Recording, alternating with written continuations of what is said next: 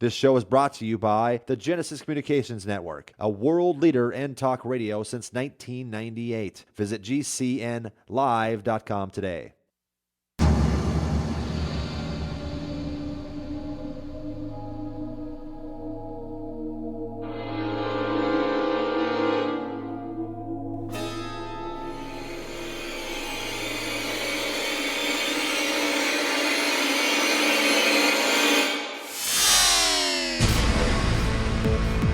You're in the Paracast, the gold standard of paranormal radio. And now, here's Gene Steinberg. I was looking over our show schedule for 2016, and we haven't done an episode labeled Shop Talk since the summer of 2015. And then the one before that was 2014, so it was time. And maybe after last week, I think that I don't want to be an egomaniac, but you have to be one to do radio, that perhaps we were better guests or will be better guests than Grant Cameron. He kind of sort of disappointed me, and you've heard my reasons last week as I was raising objections or concerns about what he said. And if you listen to After the Paracast, our premium podcast that comes with a Paracast Plus, well, I spent, 5 or 10 minutes disassembling what he said. I should tell you that this is the second take of the first part of this episode, because as soon as I asked Chris to speak, we heard all this horrible white noise on the line. Be thankful you didn't hear it. It assaults your ears. Chris? There were a couple of people that said, we were surprised that Chris didn't jump in there and start, carving him a new one. Well, you don't have guests on a show. Well, let's put it this way. It's hard to get guests on a show if both hosts are beating up on the guest constantly. And I felt, Gene, you were doing a good job disassembling his arguments, and there was no need for me to pile on and make him uncomfortable. We're trying to keep this as civil as possible, unless, it's obvious that the guest really doesn't deserve the civility. But, I really appreciate the work that Grant does. I think he's overly enthusiastic. I think he tends to gloss over things. I think he kind of has a pair of rose-colored glasses on, whatever the cliche is, and anybody that can accept anything that Paul Hellyer has to say about this particular subject at face value, to me is highly suspect. And I was really going to launch into a Paul Hellyer thing, but it just, what's the point? I mean, the guy is who he is. He believes what he believes. And, he's carved a nice little niche out for himself in the field. And, he likes to be Mr., presidential UFO expert. So, whatever. Yes. And I also saw an item posted in our forums that he also supports Stan Romanek. But the key is here, because somebody has wacky viewpoints doesn't make them a bad person. And even then, you can't agree 100% with everyone, and we all hold viewpoints that may, in some respects, be wacky to other people. I mean, just talking favorably about UFOs is wacky to some people. So the point is here, I don't hate Grant Cameron at all. I talked about what he had to say, not about who he is. Because I've seen no evidence he isn't anything but a good person. And I'll assume that. And I'll assume that if I see him anywhere at a UFO convention or something, I'll shake his hand, take him out for a Diet Coke or something, because I don't drink beer, or buy him a beer if that's what he wants. I think it's possible to get along and still disagree with people. Now, I realize that a prior co-host of the Paracast was more into demonizing people than we are. But I think we get the point across. And that's all that counts. Well, you're not going to keep much of an audience that's actually open-minded and, has tendencies towards, solutions as opposed to exacerbating the problem. You're not going to keep that kind of an audience very long if you're constantly bashing your guests. I mean, it's just not the way I am. I don't suffer fools gladly, as you don't, Gene, and I do appreciate, the quality of work that many of our guests bring to the table. And I'm not going to be constantly looking for every little chink in the armor to start drilling down on possible fuzzy logic or whatever.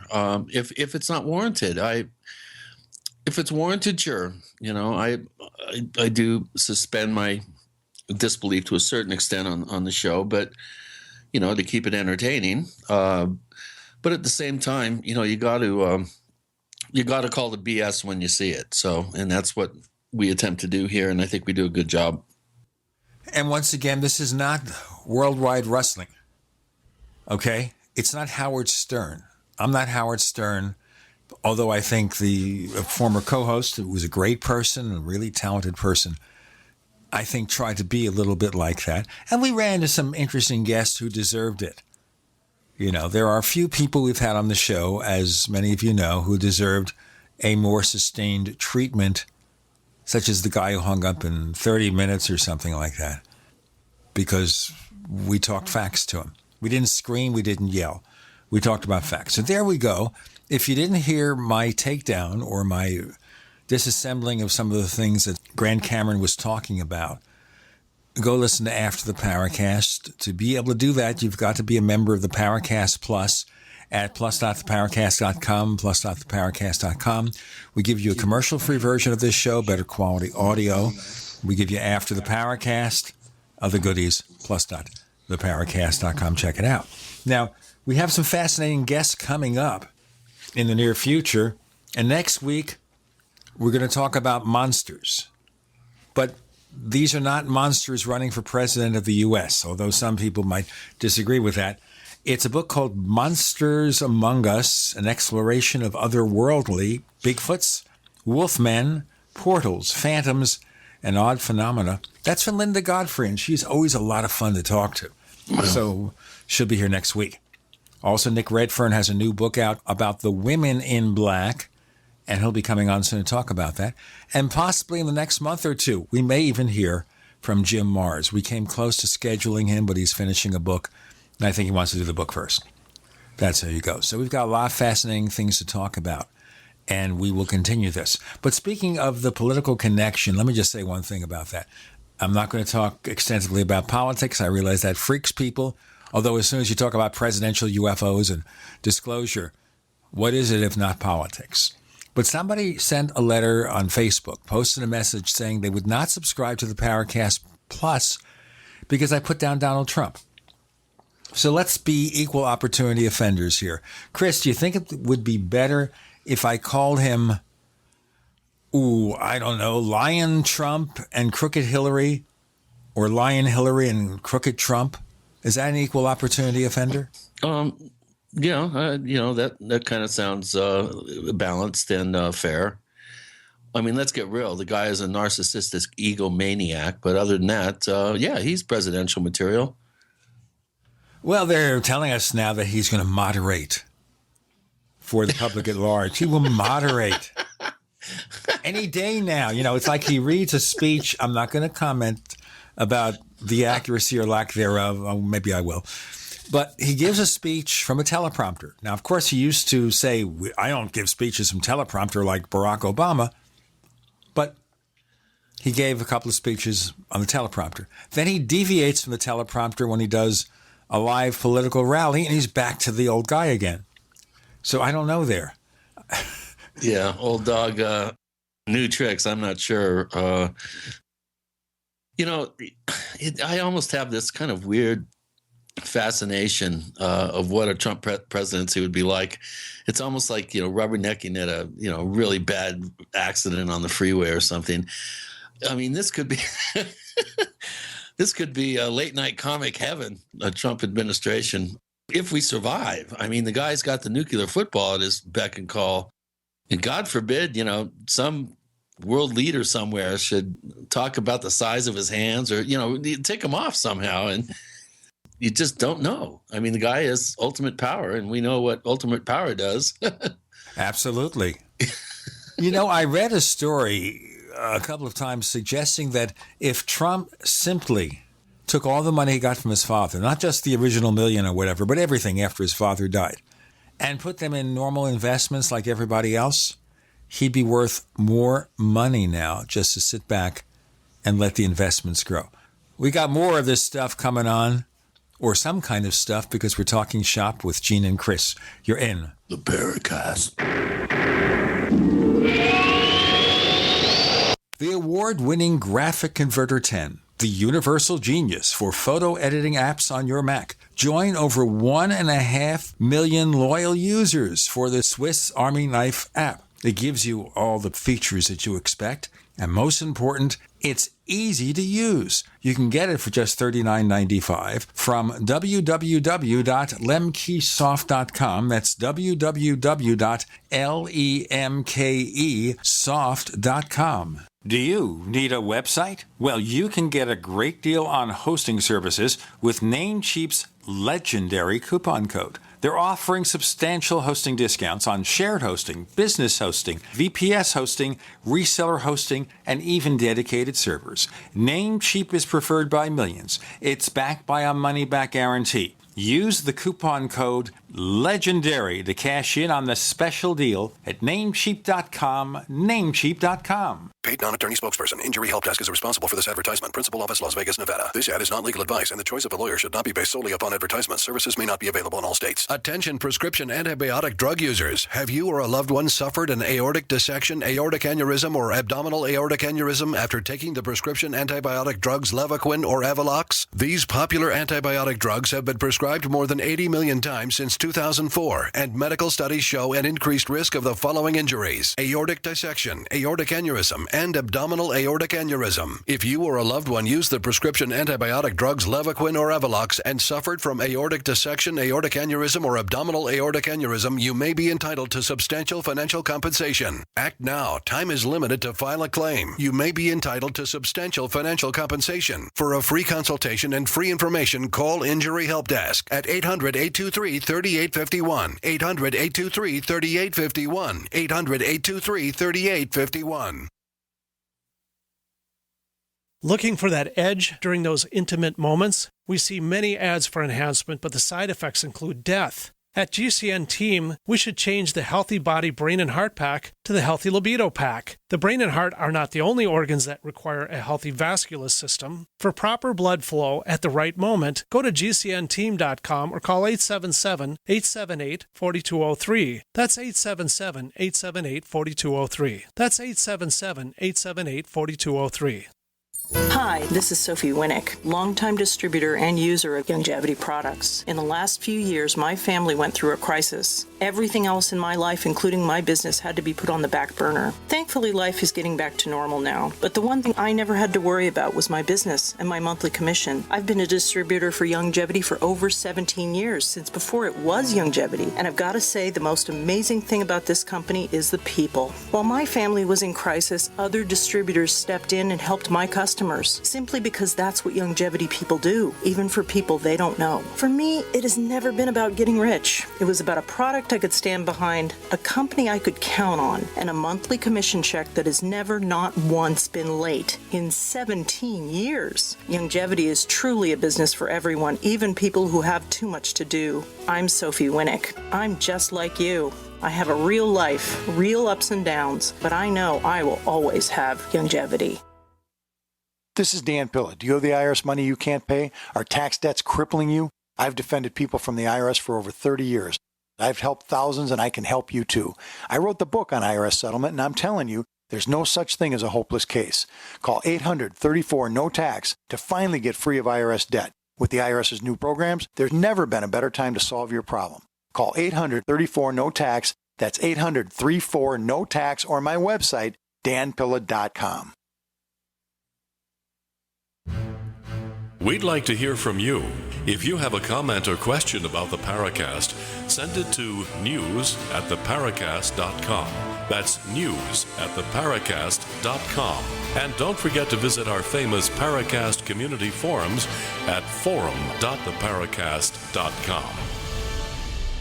Gene and Chris talk shop on the Paracast, and we got a little political there, but let me change that a little bit about the argument that if rich people would simply invest the money in normal channels, the stock market or whatever, and not try to start companies or get their name famous or become people who could say you're fired on TV, they'd make more money. I'll give you one example of that in the UFO field, okay? Jim Moseley. Jim Moseley was a trust fund baby. His mom was the heir to a steamship line fortune. And he made a fair amount of money, I think maybe a couple of $1 million or so. This is 1950s dollars, which has got to be, what, $10, $15 million now? Pretty decent. He's not quite the 1%, maybe the 1.5%. So if Jim simply let the money accrue in the investments and just take what he needed without being too extravagant, and Jim was never an extravagant person, never had a really fancy car or lived in a very expensive place. If he had done that, he would have died with a lot more money than he had.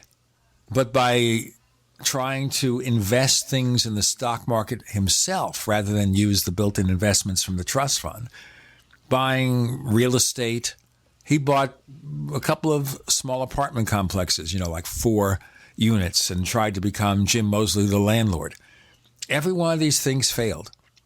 If he had just left well enough alone, there would have been more money there, and maybe through his life he could have had a somewhat more lucrative lifestyle. So think about that. This is about the second generation of the rich families. You think sometimes the first generation, these are the people who earn the fortunes. Like Joseph Kennedy earned the fortune so his kids could run for president or Congress or something. And of course, the Bush family is very much like that.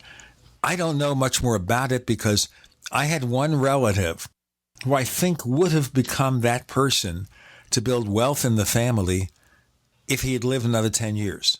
That was my brother Wally. He was on the verge. I think just a few years hence, he would have been worth hundreds of millions of dollars.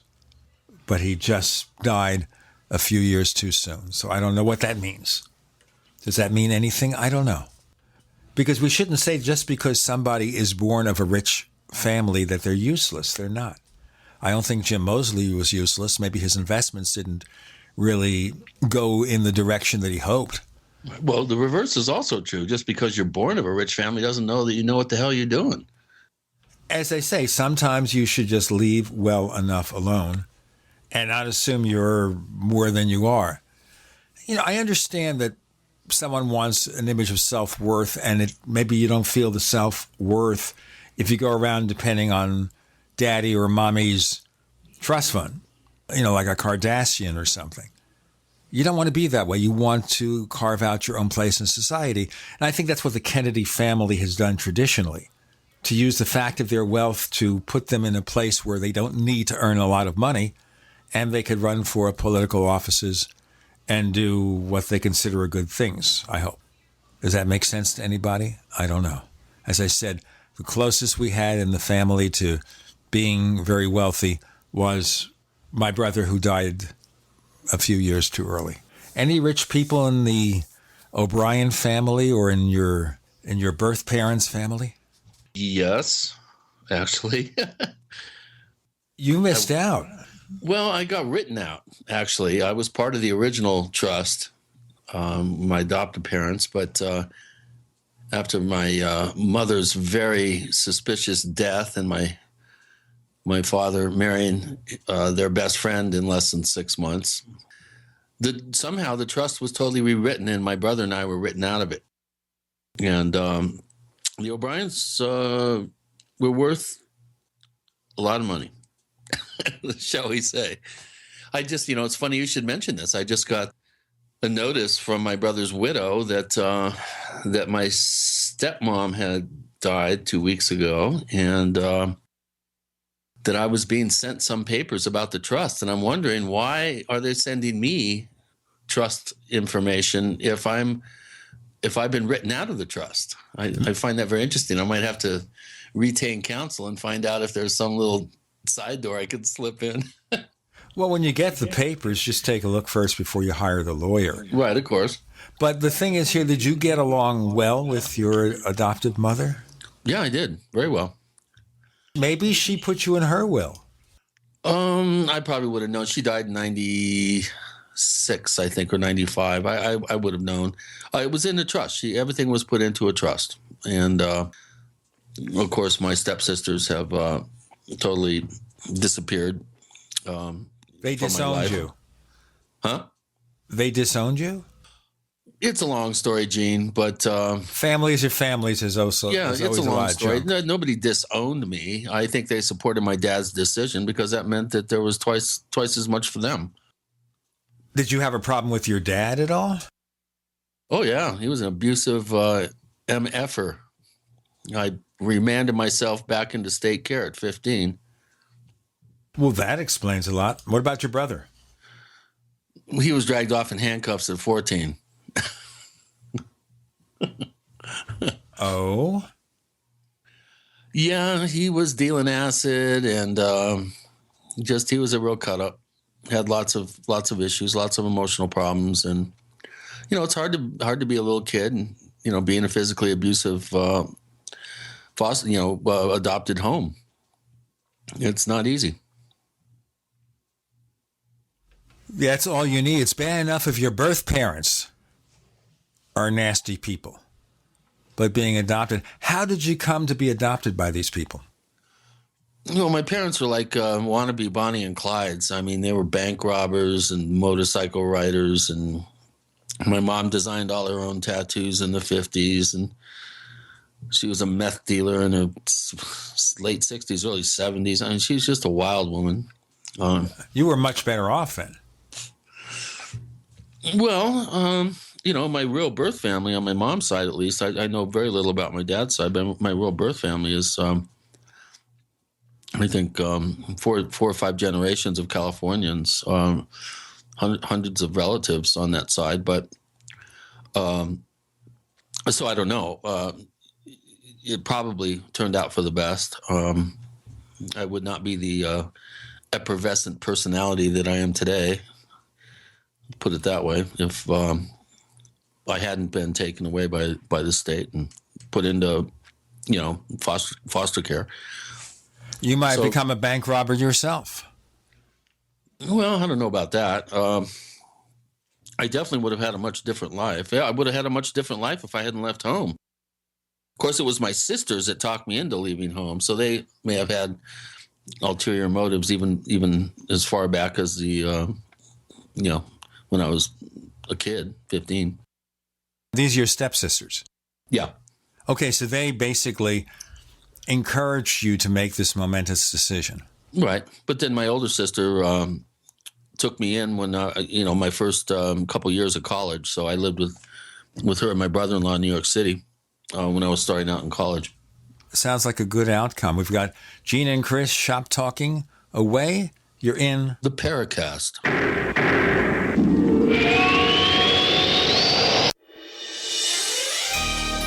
Thank you for listening to GCN. Be sure to visit GCNlive.com today. Paid non-attorney spokesperson Adam Pulaski of the Pulaski Law Firm with principal office in Houston, Texas is the attorney responsible for the content of this ad. This ad is not legal advice, and the choice of a lawyer should not be based solely upon advertisement. Services may not be available in all states. Attention Xarelto users. If you or a loved one took Xarelto and suffered a serious bleeding event, you may be entitled to financial compensation. Xarelto is a popular prescription blood thinner used to prevent blood clots and protect patients from strokes. These serious bleeding events have led to numerous cases of hospitalization and even death. Phone lines are open 24/7. Call 800-261-0937. That's 800-261-0937. The investment world isn't fair. A precious metals trader buys gold and silver at spot price. You pay his price plus fees, costs, and shipping. But today, you don't. Today, JM Bullion offers a 10-ounce bar of pure silver at spot price. No fees, no markups, no shipping. Invest in something real, not Wall Street paper. 10 ounces of silver at spot price. Visit realpricesilver.com for this limited time offer. One per household, 50 United States only. realpricesilver.com. Hi, Peter Vaccaro for ParanormalDate.com. Are you looking for love in all the wrong places? Now you have a chance to change that by signing up for free at ParanormalDate.com. This incredible dating site puts people of like minds together. People who are interested in the strange, the unusual, mysteries, ghosts, UFOs, and the afterlife, and so much more. ParanormalDate.com was developed for you, people seeking a viable alternative to the other dating services. You can join for free by going to ParanormalDate.com, and if you decide you like it and want to connect with people, use the code GEORGE for a substantial discount. Mark Rawlings, president of ParanormalDate.com, says so many people hunger to share their experiences about the paranormal, the unexplainable, or the afterlife, and so much more, and this is the source for them to meet and share that common interest. So sign up for free at ParanormalDate.com, ParanormalDate.com, and use the code GEORGE if you decide to connect with someone you like. This is a warning to all household pests, to all cockroaches, spiders, ants, rodents, and other pests. If you've just made yourself at home in someone else's home, you'd better hope the owners never hear about Terminix, because Terminix has the know-how and the means to do whatever it takes to remove you from that home. Terminix has over 85 years of experience exterminating invaders like you. And right now, they're making it easier than ever for homes to be protected by offering a free pest estimate to every caller at 1-800-676-1468. Cockroaches, spiders, ants, rodents, and other pests. This is your eviction notice. With one call, Terminix will remove you from the home you've invaded. If you think you can simply come back later, think again. Terminix will protect that home with a 100% satisfaction money-back guarantee, so you can never return. Warning, homeowners are calling Terminix right now for a free pest estimate at 1-800-676-1468. 1-800-676-1468. Limitations apply. See plan for details. Are you tired of commuting to a job that makes someone else rich? Working harder than ever, but getting nowhere? Do you hate spending hundreds of dollars every week on daycare? Having someone else raise your children? With our opportunities, you can start earning money as soon as next week. You get to be the boss, work from home, and live a happier life. At Be the Boss Network, you'll find hundreds of work-from-home opportunities that you can literally start today and be earning money as soon as next week. Go to freedom106.com and start earning money as soon as next week. You get to be the boss. Get out of the rat race. Work from home. Go to freedom106.com right now and change your life today. That's freedom, the number 106.com. Go to freedom106.com and start earning money as soon as next week. You be the boss. Go to freedom106.com.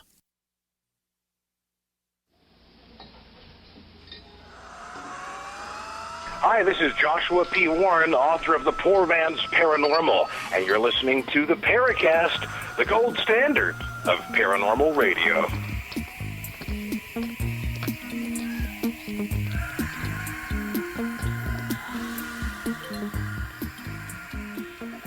So there you go. Chris has certainly an interesting background, probably make a biography somewhere. My background was much, much more conventional. I had a traditional Jewish family. My father was Ralph Cramden in a sense. He was a bus driver, although he later on, because he was a bright guy, he took various tests and became an executive in the New York City transit system.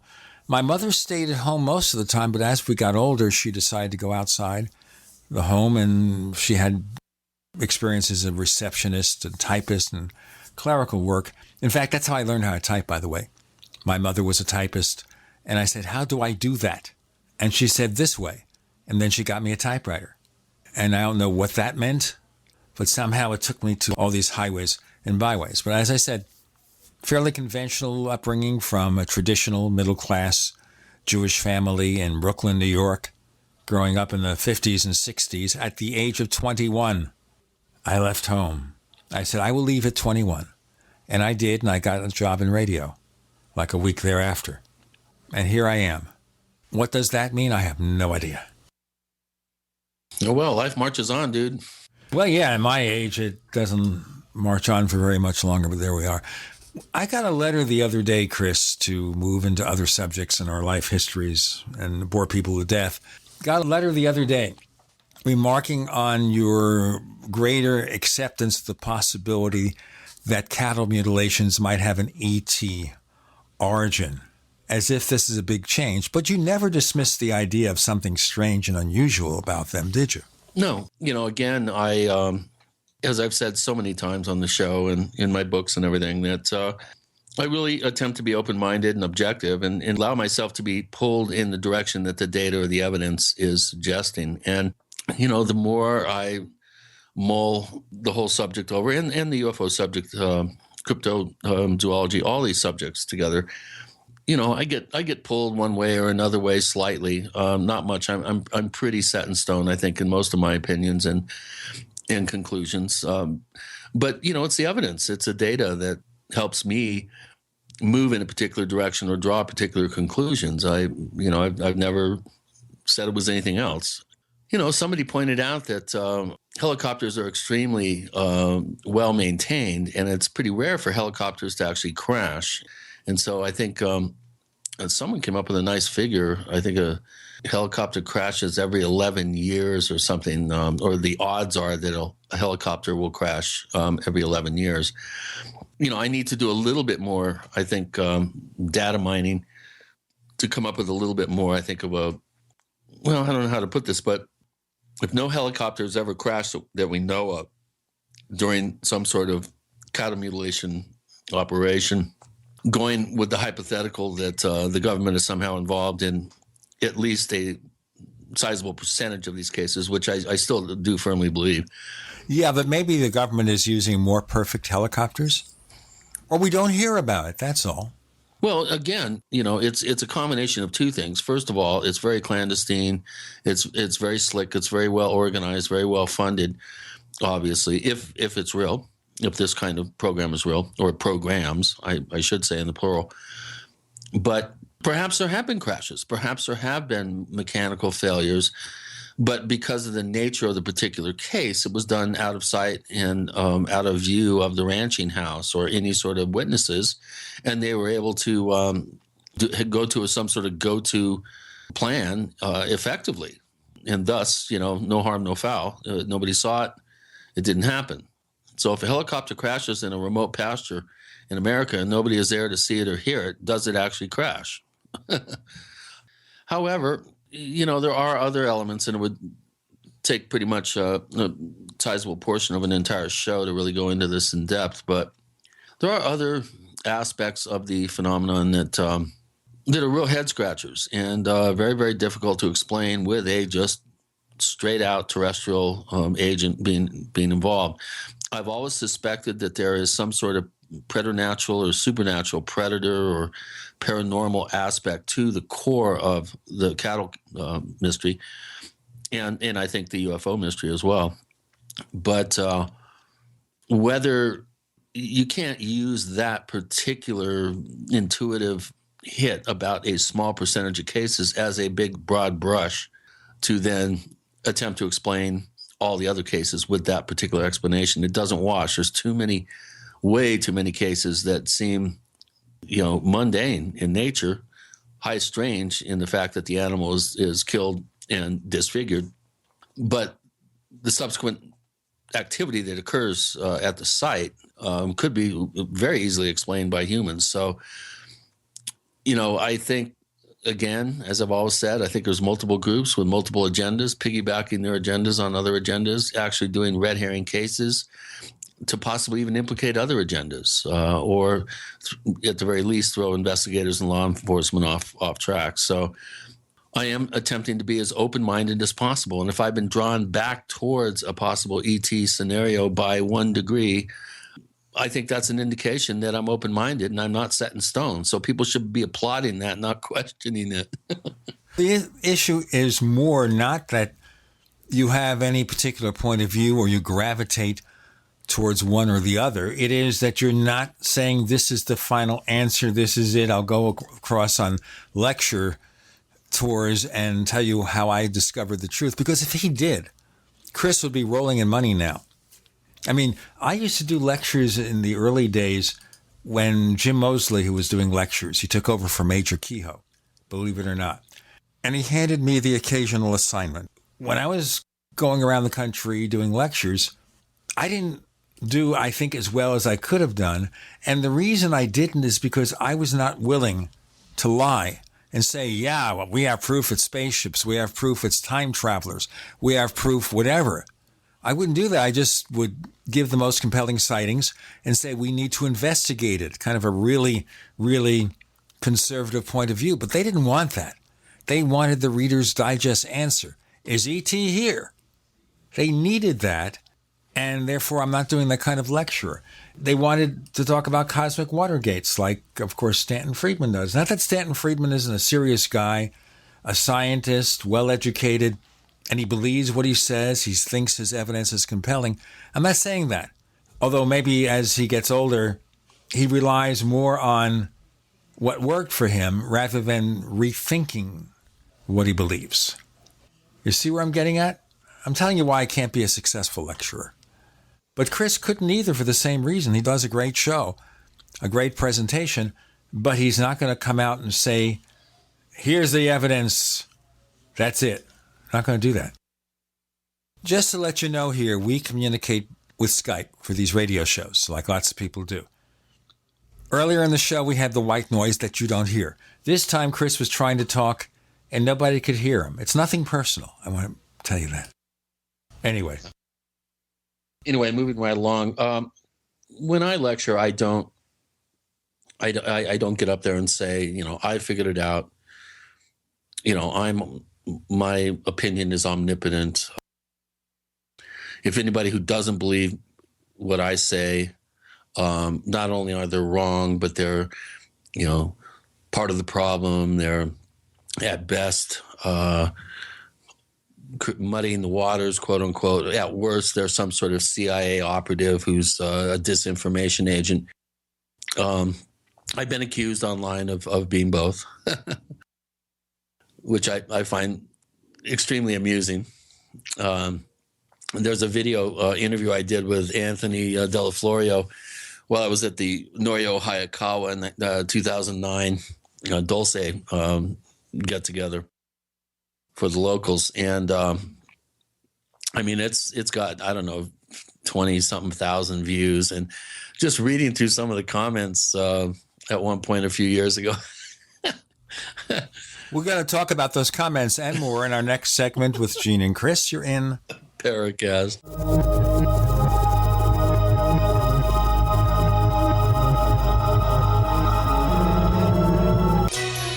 Thank you for listening to GCN.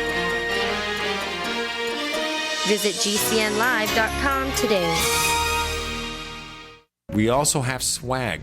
We have all these exclusive Paracast things that you can buy. We've got 60 or so different items, and entails t-shirts, sleeves for notebook computers, iPad cases, mouse pads, the Paracast Jumbo tote bag, all sorts of t-shirts and jackets and stuff like that for men and women. We have a Paracast aluminum water bottle. All this stuff, you go to store.theparacast.com, store.theparacast.com.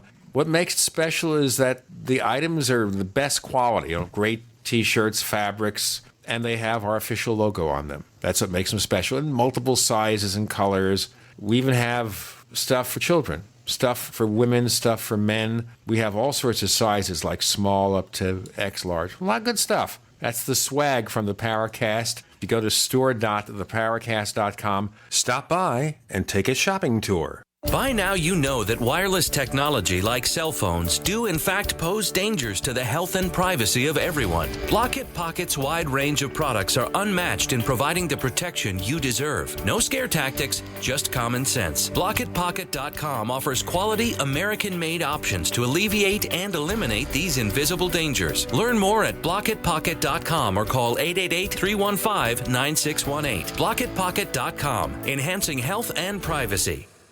Water is the single most important thing your body needs, so you want to be sure it's the best for you and your family. Since 2005, thousands have depended on Berkey purified water. The Berkey Guy provides the lowest priced filtration systems in every size. For incredibly delicious water now and in an emergency, get to GoBerkey.com or call 877-886-3653. 877-886-3653. GoBerkey.com.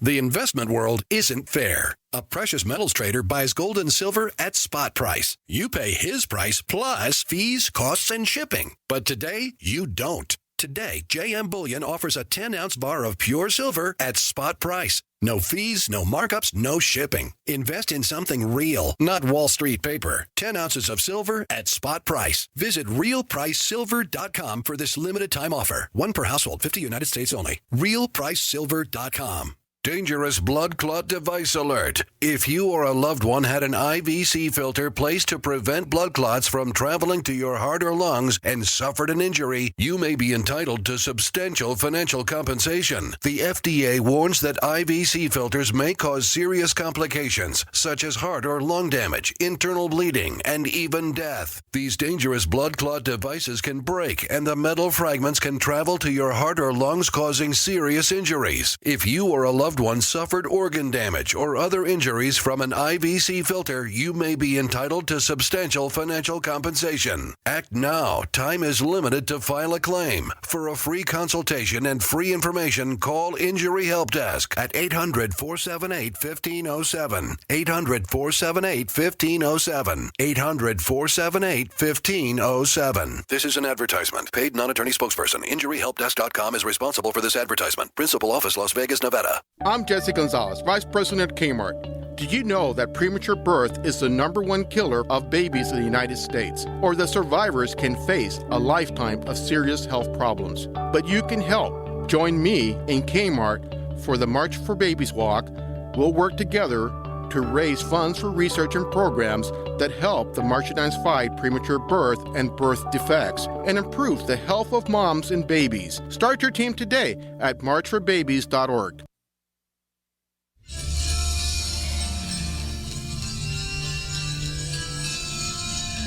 Hi, this is Bryce Abel. I'm the producer of Dark Skies, the co-author of AD After Disclosure, and you are listening to the Paracast, the gold standard of paranormal radio.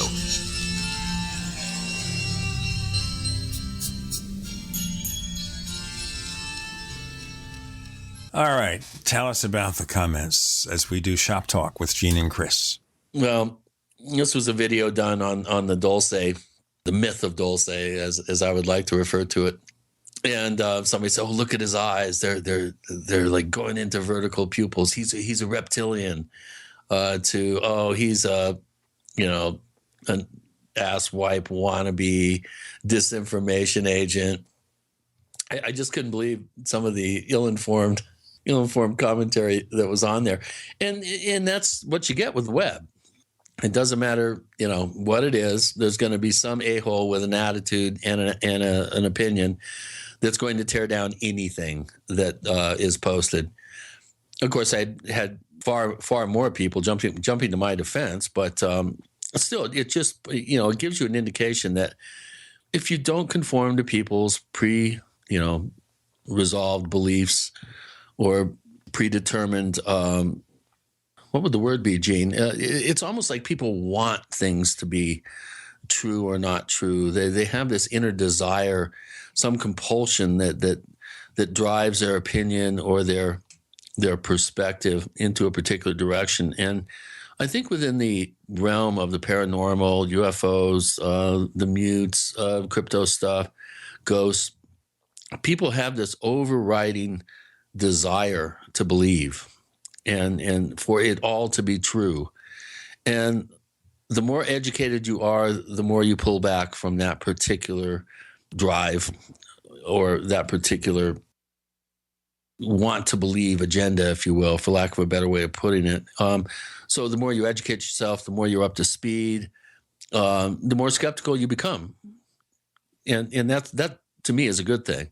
It's the people that don't do the work, that only watch TV, that don't listen to objective researchers, objective sources. They're the ones that live in a, what's it called when you live in a echo chamber, or you just blank out everything around you except the information or the sources that tend to support whatever intuitive sense you have about something. It is sometimes also referred to as a bubble. You're sitting there in this universe, and this is part of what certain cable TV news networks are about, where they exist to reinforce your belief because they sell spots, they get advertising, they get a big audience. They are there to reinforce your beliefs in things, not to challenge those beliefs, and therefore you're never exposed to something. Right, exactly. And I think I've been involved in these subject matters for, a couple of decades, more, almost 3 decades, in terms of actually being an active presence. I've been interested for 50 years plus. But since I've been involved, I think in the last 25 years or so, it's been really apparent to me that you can't battle against people's desire for something to be so or be true. It doesn't matter how much you argue. It doesn't matter how much evidence that you present. If a person is in that bubble, is harangued by the echo chamber, there's just nothing you can do. I mean, it's almost like a pandemic. I mean, you look at someone suffering from some disease, and they're past the point of saving, and so I really don't waste time in conversations with people whose minds obviously have been made up for a long time, and there's just no way in hell, there's no possibility of changing that mind, and that's why sometimes on the forum. The Paracast forum, I see this where people that are so entrenched in their views and opinions, go through the exercise time and time again, whether it's climate change, whether it's the ET hypothesis, whether it's any number of subjects that appear to be fairly contentious or are contentious. Both sides are so entrenched. It's almost like trench warfare in World War I.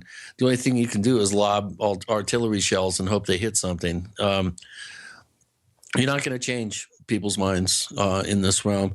The only thing that can do that, I think, is facts. And even though facts aren't going to change everybody's minds, people that are still a little bit open-minded, still a little bit objective, if they see the facts or hear the facts and experience the truth that may be contained within the facts, then there's a possibility that you might nudge them one way or another. So, getting back to your whole comment about me lecturing, I go out there and lecture. I've been told so many times that I blew people's minds just with facts. Not facts that are followed up by me saying, and because of that, this must be so. I really stay away from that kind of pontificating. I allow the facts to lead people in the direction that the facts will lead them. And everybody's different, so the facts could lead you in nuanced ways, not in always concrete ways, although in some sense it's kind of hard to argue with the reality. And but I'm not true believer enough for the true believers, and I'm not skeptical enough for the skeptics. So, most of the time I sit at home, not invited, eating worms. Don't want to go into the worms because that's kind of grisly. I don't like grisly food. But I know some people actually like grisly food, like chocolate-covered insects from Atlanta. I used to always wonder if Alan Greenfield, who was born around Atlanta, ate one of those dishes. I think he told me at one time, but I don't want to think about it. I don't know where we started with this, but the point here is that there are a lot of people who have different points of view. The majority opinion in the UFO field is spaceships. We're seeing more and more evidence of possible life-bearing planets external to our solar system, therefore being exosolar planets. In fact, there was a discovery of a dwarf star that's so cool it has water. Water is everywhere. Water is on Pluto. Water is on the moons of Jupiter. Water is on a dwarf star. Doesn't that pretty much say for sure there's lots and lots of life in the universe? Well, it sure is highly suggestive. I hadn't heard that. That's an interesting fact. Water on a dwarf planet. A dwarf star, sir. Dwarf star? How could a star have water? Astronomers find evidence of water clouds in first spectrum of coldest brown dwarf. A brown dwarf star is one that is very old, and the intensity of the light that it emits is very low. It's 7.2 light years from Earth. It is the coldest known object outside of our solar system, and is just barely visible at infrared wavelengths with the largest ground-based telescopes. But they can see it, not from a space-based telescope, but one on our own planet. It's called WISE, W-I-S-E, 0855. It's real, man. Wow. That's pretty intriguing. Oh, the wonderful powers of diagnostic science. It's not the end all, the be all. I think the whole pontification of science is wrong.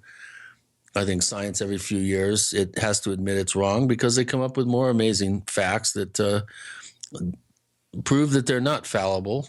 You mean the Earth isn't flat? No. Please, there are people out there who have a flat Earth society. I think it's just a joke, of course. But you see, flat Earth is basically denying science. That's another argument we make in the political realm, where a certain political party denies science. Now, science can be wrong. Science can change, and sometimes it's slow to admit when it's wrong and slow to change. But to deny science is absurd. You ask him a question like, for example, about climate change. Well, I'm not a scientist, so I can't respond. All right. So what about, do babies that are aborted feel pain? I'm not a scientist. You get my point here. I mean, at the end of the day, we're doing the best we can. And when we discuss all these subjects on the Paracast, we are exploring the frontiers of science. That which science has damned, as Charles Fort once said. We're proto-scientists. Proto-scientists. All right. All right. I'll call it that. I don't claim to be a scientist. I'm a talk show host, folks. We're talking shop this week with Gene Steinberg, with Chris O'Brien. It means you're in the Paracast.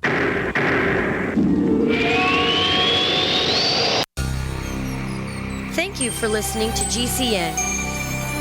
Visit GCNlive.com today. Attack of the Rockoids has been well received by critics and readers alike. It's a thrill-a-minute story you'll never forget. A former U.S. military intelligence officer is haunted by intense dreams about a beautiful woman pleading for his help after a terrible battle in outer space. But the dreams turn out to be true and thrust him into a telepathic love affair with a woman whose faraway planet is intent on destroying the Earth. And now the gripping tale continues in The Coming of the Protectors. It's the second book of the Rockoids trilogy, a galaxy-spanning adventure that pits our hapless heroes against powerful, fanatical enemies that threaten the lives of freedom-loving beings everywhere. Attack of the Rockoids and The Coming of the Protectors, classic science fiction at its best, available now. For more details, visit rockoids.com.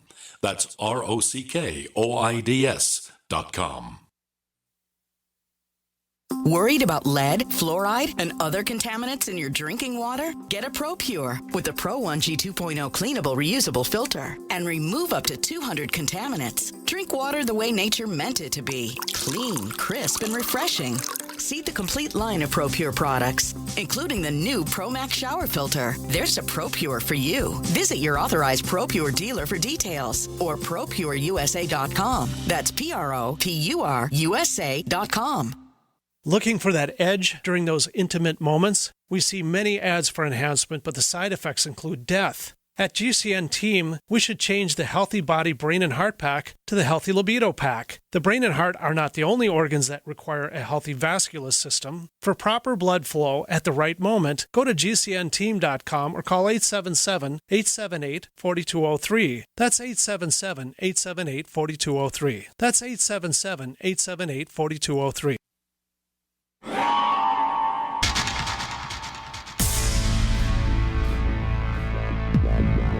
Welcome back to the Paracast, the gold standard of paranormal radio. And now, here's Gene Steinberg.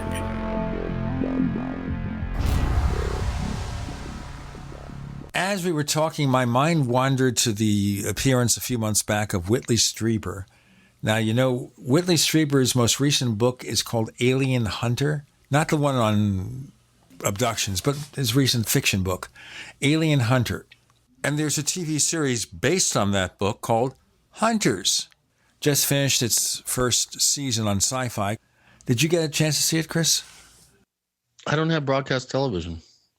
Well, you can basically subscribe to Sling TV, which is streaming, and catch it that way or something. Yeah, I'm not really into, most of these kind of serial shows. I watched Boardwalk Empire. I thought that was fairly well done. Of course, I was a big Breaking Bad fan. I've seen, I think, the first 3 or 4 seasons of Game of Thrones. But for the most part, no, I don't really watch all that stuff. I've never seen a single CSI, never saw a single Cosby show, never saw, all those really super popular shows. I did have a friend who loved to watch Big Bang Theory, which I've seen a few episodes of that and think it's really well done and funny. But, I have too many books to read, too many other things to do. I don't know. I like broadcast TV. I think some of the shows are really well done. I, of course, try to get the cheapest plan possible because they just charge you too much. That's the big problem.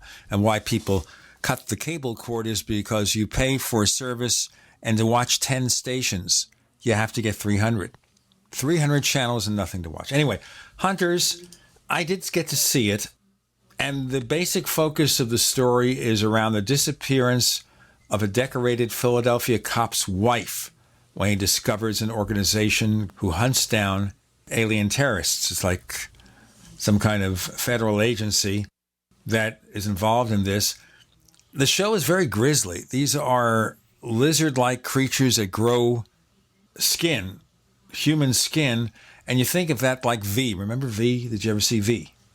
I did. I caught that on Hulu, I think, and I did watch the entire series. Plus, I remember a few episodes from the 80s, I think, from the original version of it. Right. There were a couple of versions. There was a newer version that I thought was kind of well done, but then the plotting got so incoherent, which is what happens with a series. You get some great ideas, and suddenly, well, you got the great idea. They cannot sustain it after the first year. Well, what was her name? Marina Baccarin or something? Marina Baccarin, yes. She's pretty hot. Very attractive lady. Her daughter was played by Laura Vandervoort. Remember her also? She played on the Smallville TV series as Supergirl before the current Supergirl. And she was on a series involving the only female werewolf in the world in a show called Bitten, which was on for 2 seasons before being canceled. And then more recently, she played this brainiac villain on Supergirl, which is like a computerized being with blue skin, kind of like the blue skin in X-Men, okay? Remember the lady with the blue skin? You're frightening me, Gene. You know way too much about all this stuff. It's useless knowledge, though. As much as I enjoy television and sci-fi films, I suppose it is useless knowledge. In any case, just to evaluate the show, loosely based on a novel from Whitley Strieber, I thought it was okay, a little grisly at times, didn't make a whole lot of sense, which is true with a lot of these shows.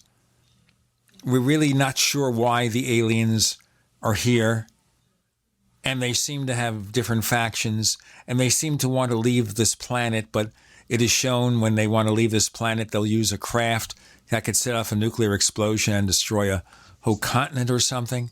I mean, does that make sense to you? I thought Alien Hunters was Daryl Sims, Mike Barra, Maureen Ellsbury, and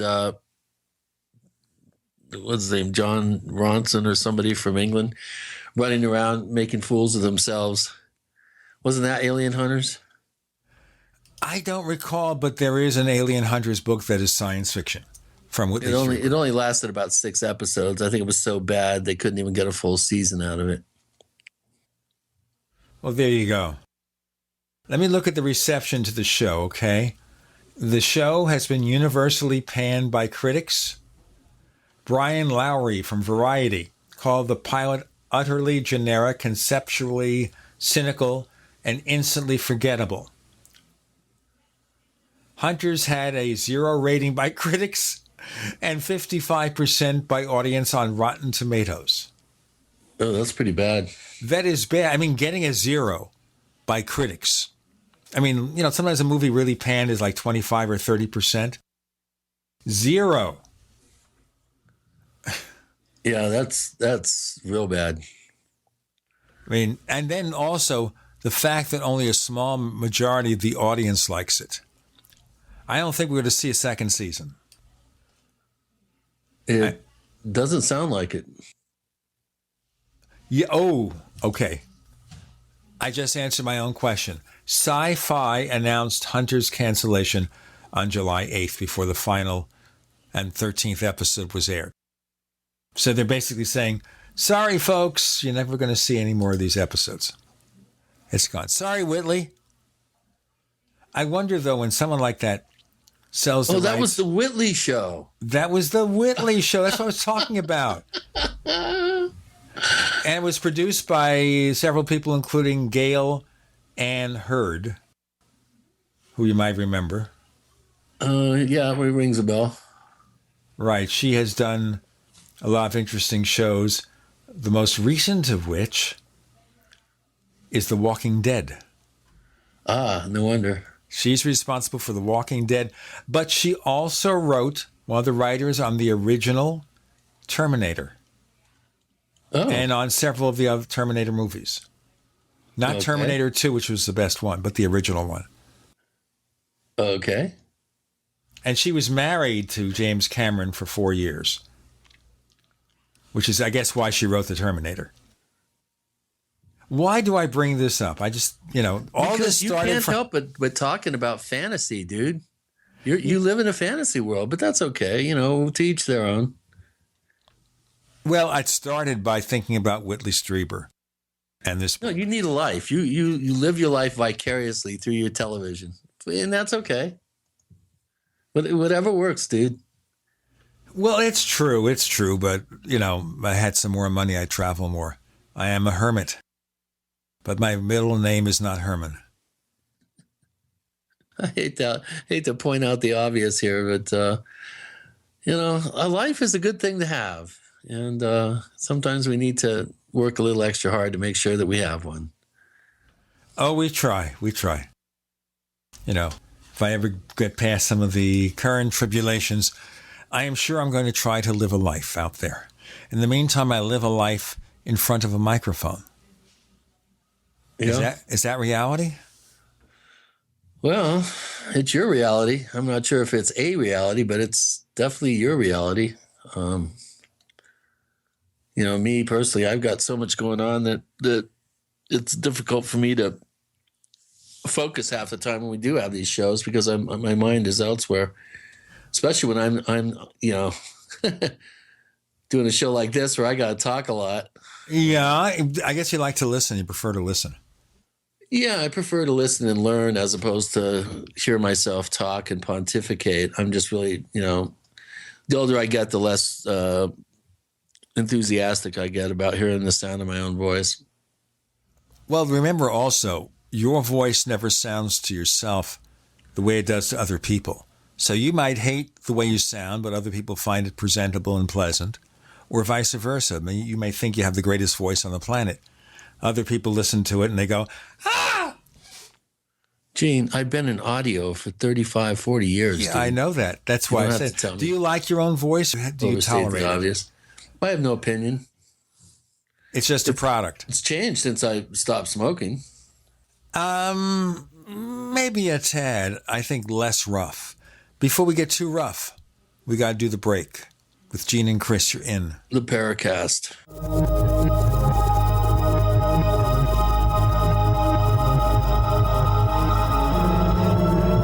The award-winning Graphic Converter 10, the universal genius for photo editing apps on your Mac. Join over 1.5 million loyal users for the Swiss Army Knife app. It gives you all the features that you expect, And most important, it's easy to use. You can get it for just $39.95 from www.lemkesoft.com. That's www.lemkesoft.com. Do you need a website? Well, you can get a great deal on hosting services with Namecheap's legendary coupon code. They're offering substantial hosting discounts on shared hosting, business hosting, VPS hosting, reseller hosting, and even dedicated servers. Namecheap is preferred by millions. It's backed by a money-back guarantee. Use the coupon code LEGENDARY to cash in on the special deal at Namecheap.com, Namecheap.com. Paid non-attorney spokesperson. Injury Help Desk is responsible for this advertisement. Principal office, Las Vegas, Nevada. This ad is not legal advice, and the choice of a lawyer should not be based solely upon advertisement. Services may not be available in all states. Attention prescription antibiotic drug users. Have you or a loved one suffered an aortic dissection, aortic aneurysm, or abdominal aortic aneurysm after taking the prescription antibiotic drugs Levaquin or Avelox? These popular antibiotic drugs have been prescribed more than 80 million times since 2004, and medical studies show an increased risk of the following injuries: aortic dissection, aortic aneurysm, and abdominal aortic aneurysm. If you or a loved one used the prescription antibiotic drugs Levaquin or Avelox and suffered from aortic dissection, aortic aneurysm, or abdominal aortic aneurysm, you may be entitled to substantial financial compensation. Act now. Time is limited to file a claim. You may be entitled to substantial financial compensation. For a free consultation and free information, call Injury Help Desk at 800-823-3851, 800-823-3851, 800-823-3851.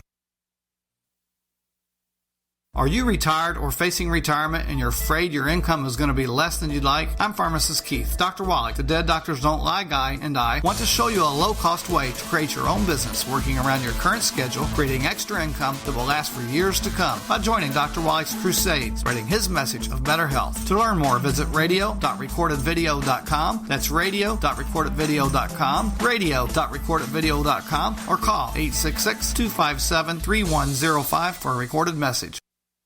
This is a healthcare alert from the Pain Relief Hotline. If you, a family member, or a loved one suffers from knee, back, shoulder, or ankle pain and have Medicare as your primary insurance, we've got great news. You don't have to suffer any longer. You can immediately qualify for a pain-relieving brace at little or no cost to you by calling our 24/7 Pain Relief Hotline at 866-389-0620. Delivery is free and all paperwork is handled for you. If you are on Medicare and have knee, back, shoulder, or ankle pain, don't wait. You can qualify to immediately receive a pain-relieving brace at little or no cost by calling our 24/7 Pain Hotline now at 866-389-0620. Our representatives are standing by 24/7 to take your call and rush you your pain-relieving brace at little or no cost to you. Shipping is free and all paperwork is handled for you. Just call 866-389-0620. That's 866-389-0620. Again, 866-389-0620. As a doctor, I see patients every day who are losing their vision to age-related macular degeneration, also known as AMD. If you have blurry vision or blind spots, they can be symptoms of AMD, and if untreated, could lead to blindness. The good news, AMD can be managed with effective clinically approved treatments that may reverse some vision loss. For free AMD information, contact the Foundation Fighting Blindness at 1-800-BLINDNESS. That's 1-800-BLINDNESS. There is a cure in sight. We'd like to hear from you. If you have a comment or question about the Paracast, send it to news@theparacast.com. That's news@theparacast.com. And don't forget to visit our famous Paracast community forums at forum.theparacast.com. Talking shop, folks, focusing on everything from real life to science fiction and somewhere in between. Did you see, by the way, and I'll mention it briefly if you didn't, Facebook, this thread that went up a few days ago that Paula Harris, remember her? Oh, yeah. She'd been on the Paracast a couple of times. I remember we had kind of an argument with her where she was saying that Billy Meyer is, quote, the real deal, and then she tried to deny it on the air, but we had the statement that we kept pushing in her face. Well, right. Well, she does not like me because I am now the co-host of the Paracast. In fact, I've heard that she doesn't like me at all. Well, you know what? I met her once at one of these international UFO conferences. And I guess we sort of got along okay, I guess. Sort of, kind of. Well, Again, one of those people that have gone off the new age benevolent space brother bliss bunny deep end. That's just my opinion. Well, the issue here is more involved or more confusing. So supposedly she wrote a piece for the front page of the MUFON Journal. Did you hear about this? Oh, God. No. This should be interesting. She submitted a cover article for the June 2016 MUFON Journal, which includes a photo caption, and Kurt Collins, or Sentry in our forums, mentions it, points out that she copied this without credit from another Facebook post. And this is the cover of the cover story for the MUFON Journal? I don't know if it was published or not. And I haven't gotten the MUFON Journal in a while, and none of our listeners journalist. Can say.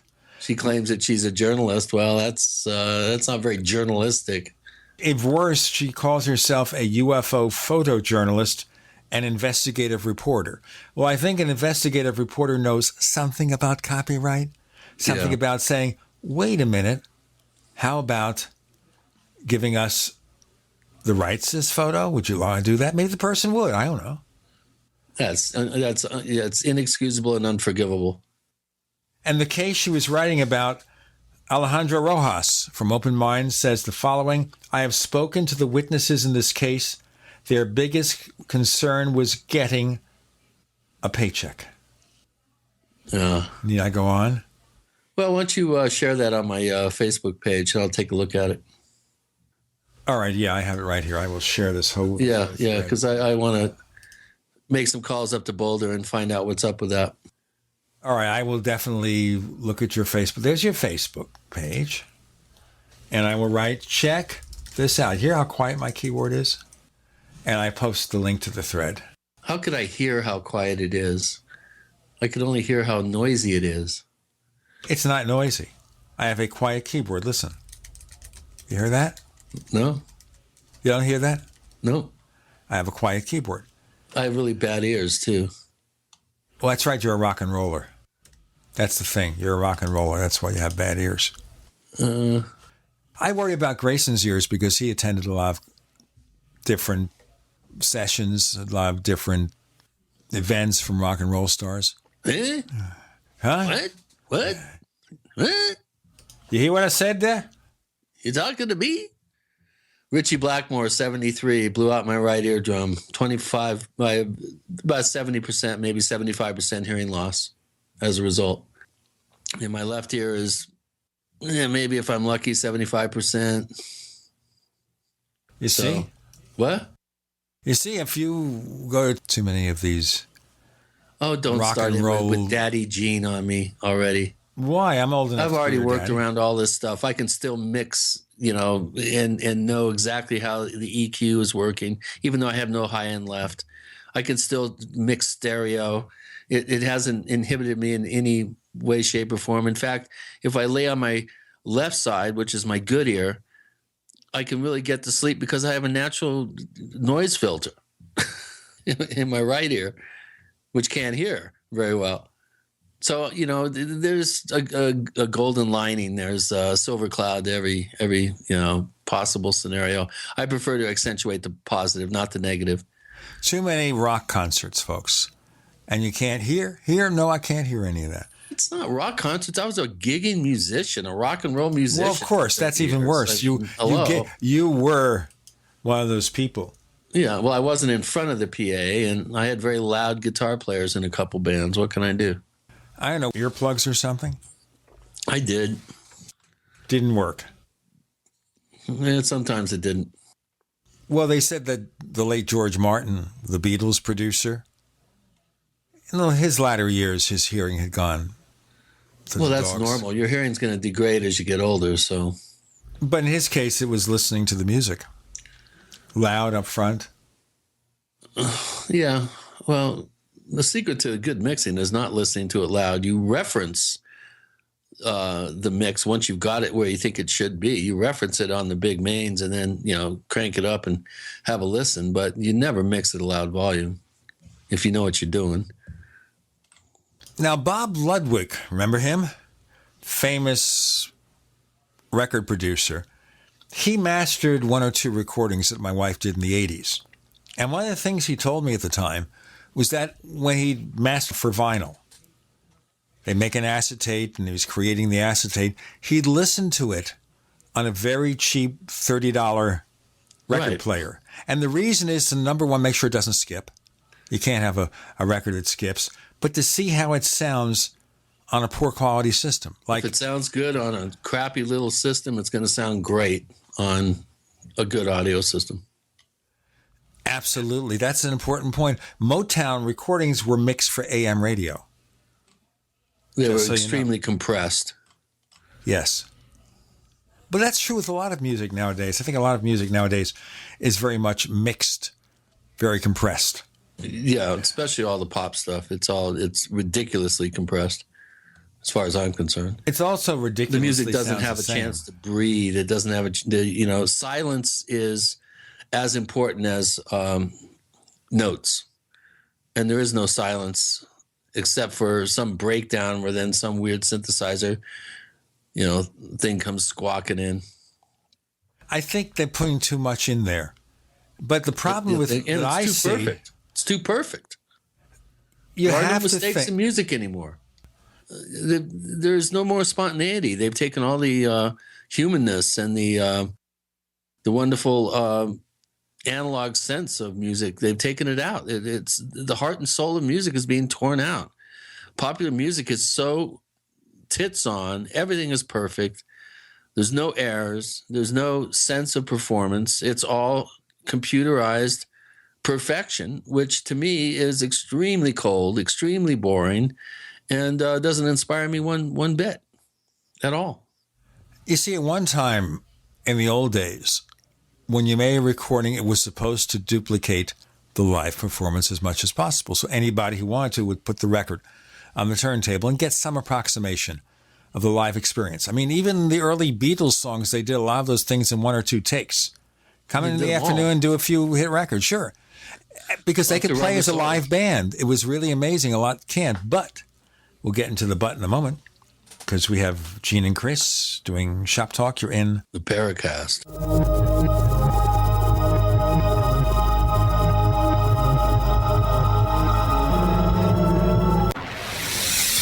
You are listening to GCN. Visit GCNlive.com today. The investment world isn't fair. A precious metals trader buys gold and silver at spot price. You pay his price plus fees, costs, and shipping. But today, you don't. Today, JM Bullion offers a 10-ounce bar of pure silver at spot price. No fees, no markups, no shipping. Invest in something real, not Wall Street paper. 10 ounces of silver at spot price. Visit realpricesilver.com for this limited time offer. One per household, 50 United States only. realpricesilver.com. This is an alert. If your business or church is building this year, you're about to pay more than you should. This could mean thousands of dollars more for your office, retail space, church, or warehouse. A General Steel building can save you as much as half the cost and time of similar conventional construction. And we're offering rebates of up to $20,000 to help you build today. Call General Steel for free information that could save you thousands. Call 866-91-STEEL. 866-91-STEEL. 866-91-STEEL. Hi, Peter Vaccaro for ParanormalDate.com. Are you looking for love in all the wrong places? Now you have a chance to change that by signing up for free at ParanormalDate.com. This incredible dating site puts people of like minds together. People who are interested in the strange, the unusual, mysteries, ghosts, UFOs, and the afterlife, and so much more. ParanormalDate.com was developed for you, people seeking a viable alternative to the other dating services. You can join for free by going to ParanormalDate.com, and if you decide you like it and want to connect with people, use the code GEORGE for a substantial discount. Mark Rawlings, president of ParanormalDate.com, says so many people hunger to share their experiences about the paranormal, the unexplainable, or the afterlife, and so much more, and this is the source for them to meet and share that common interest. So sign up for free at ParanormalDate.com, ParanormalDate.com, and use the code GEORGE if you decide to connect with someone you like. Are you worried about your mom or dad living alone in their house? Hi, I'm Joan London. Listen, I know how difficult it is to find senior care for someone you love. That's why I recommend a free service called A Place for Mom.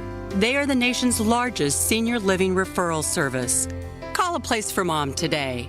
To receive free information on senior living communities in your area, call A Place for Mom at 1-800-704-6182. A Place for Mom offers free one-on-one advice from local advisors and a personalized list of senior living communities you can visit. If you have questions about senior care for your mom or dad, there's a place for answers, A Place for Mom. Call A Place for Mom in the next 10 minutes to get your free ebook on financing senior care as well as free information on senior living communities in your area. Call 1-800-704-6182. That's 1-800-704-6182. Today, how to incorporate your business in just 10 minutes so you won't lose everything if you get sued. Step 1, stop putting it off. If you're not incorporated and someone sues your business tomorrow, it's not just your business at risk. You can lose everything: your home, your car, even your life savings. Step 2, call the following number for a free 10-minute incorporation guide from Incorporate.com. 1-800-941-5257. They don't provide legal or financial advice. They just make incorporating quick and easy. So you can incorporate or form an LLC in just 10 minutes. That number again is 1-800-941-5257. Step 3, congratulate yourself. By taking just 10 minutes to incorporate your business or form an LLC, you protected your home, your car, and your life savings. And that is how you incorporate your business in just 10 minutes. But hurry while they're still giving away these 10-minute incorporation guides for free. Call 1-800-941-5257. That's 1-800-941-5257.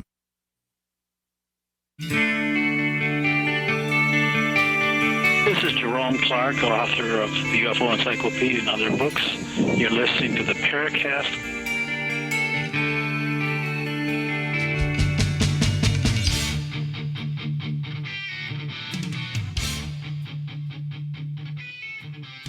Okay, let me tell you first about the other radio show we do called After the Paracast. It is an extension of this show. It could be color commentary. It could be other interviews. Sometimes we get into things totally removed from anything we talk about on the Paracast proper. And the way for you to hear that show is to join the Paracast Plus at plus.theparacast.com, plus.theparacast.com. You get the commercial-free version of this show, too. We take out 41 minutes of network ads, better quality audio. We also give you classic episodes and show transcripts and more, plus.theparacast.com. So in the early days, you do a recording, and it was as close to a live performance as possible. But artists like the Beatles decided to create in the recording studio and do things in the recording studio that have no counterpart in the real world. And nowadays in concerts, you know, they have these expensive mixing consoles, and they have like an audio engineer in the back room mixing the concert to sound somewhat like the record, which means it's not always a live performance. It's a mixture of pre-recorded stuff, live stuff. I hear sometimes that certain artists do not even sing live that much. They want to be letter perfect, especially if they're dancing a lot, so they play the recording. What's your opinion of that, Chris? Well, you know, again, if you're some fly girl group or Madonna or whomever, you are expending a lot of energy, especially if you're in your 50s, you know, boogieing around the stage and all that. So, you know, whatever works, people, they don't care. They're there for the experience, really. Of course, I remember back in the 70s, ELO, because they didn't have the sequencing technology that they do now, would rely on tapes to do certain keyboard parts because it just wasn't, what's his name, the keyboard player wasn't able to pull the parts off because he didn't have that many hands. So they would roll tapes, and they actually got sued, I think, by some venue in Minnesota, if memory serves me correct, and they got sued for putting on a fraudulent performance. By the way, the keyboard player originally was Richard Tandy. He's still the keyboard player, Richard Tandy, and because he couldn't, he just wasn't physically able to do all the parts. They actually helped him out with some tapes. And I just think that's hysterical because now, I mean, you have entire shows practically that are taped, and they're just, you know, doing a Milli Vanilli's lip syncing act. And it's I mean, I never, not once, ever went there. I did have sequences that I used, but they were triggered manually. If the tempo of the song was wrong, the sequences came out too fast or too slow, whatever.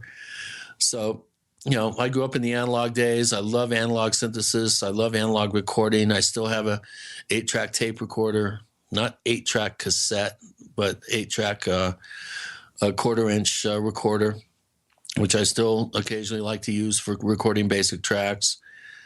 I am now fully immersed in Logic Pro X and am doing that whole scene as well. But there's nothing like good old analog. I pretty much consider myself a bit of an expert when it comes to picking out the difference between digital and analog.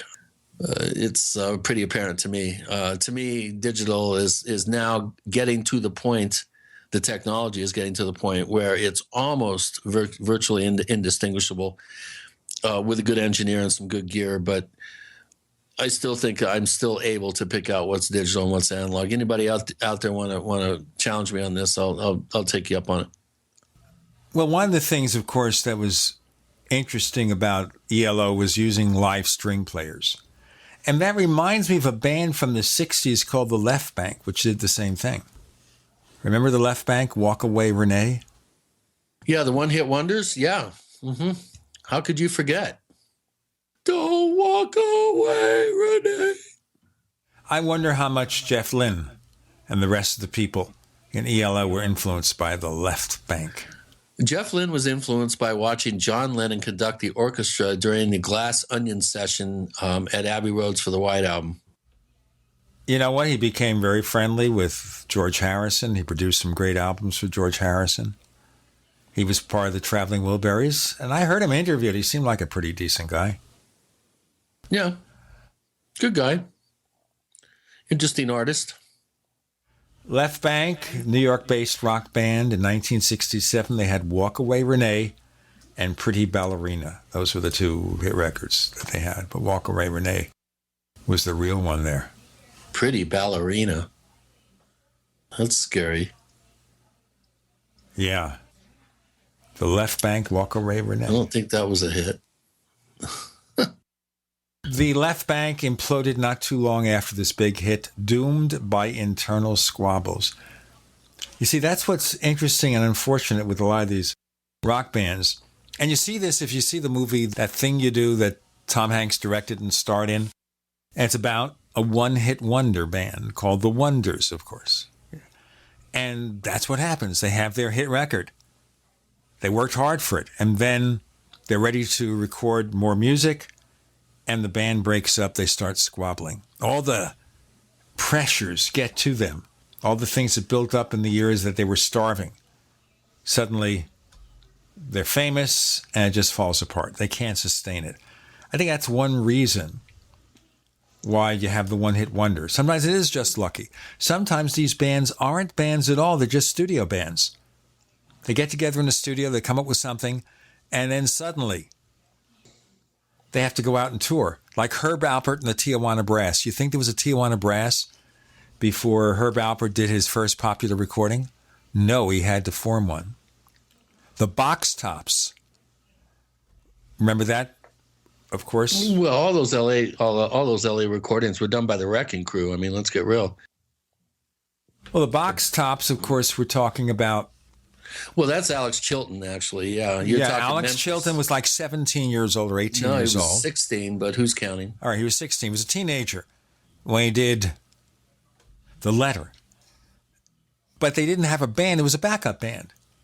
And of course, when they went on tour, they had to do that. Later on, he was kind of like a folk singer or something, wasn't he, Alex Chilton? No. Alex Chilton, he started Big Star, one of the best bands that never made it out of the early 70s.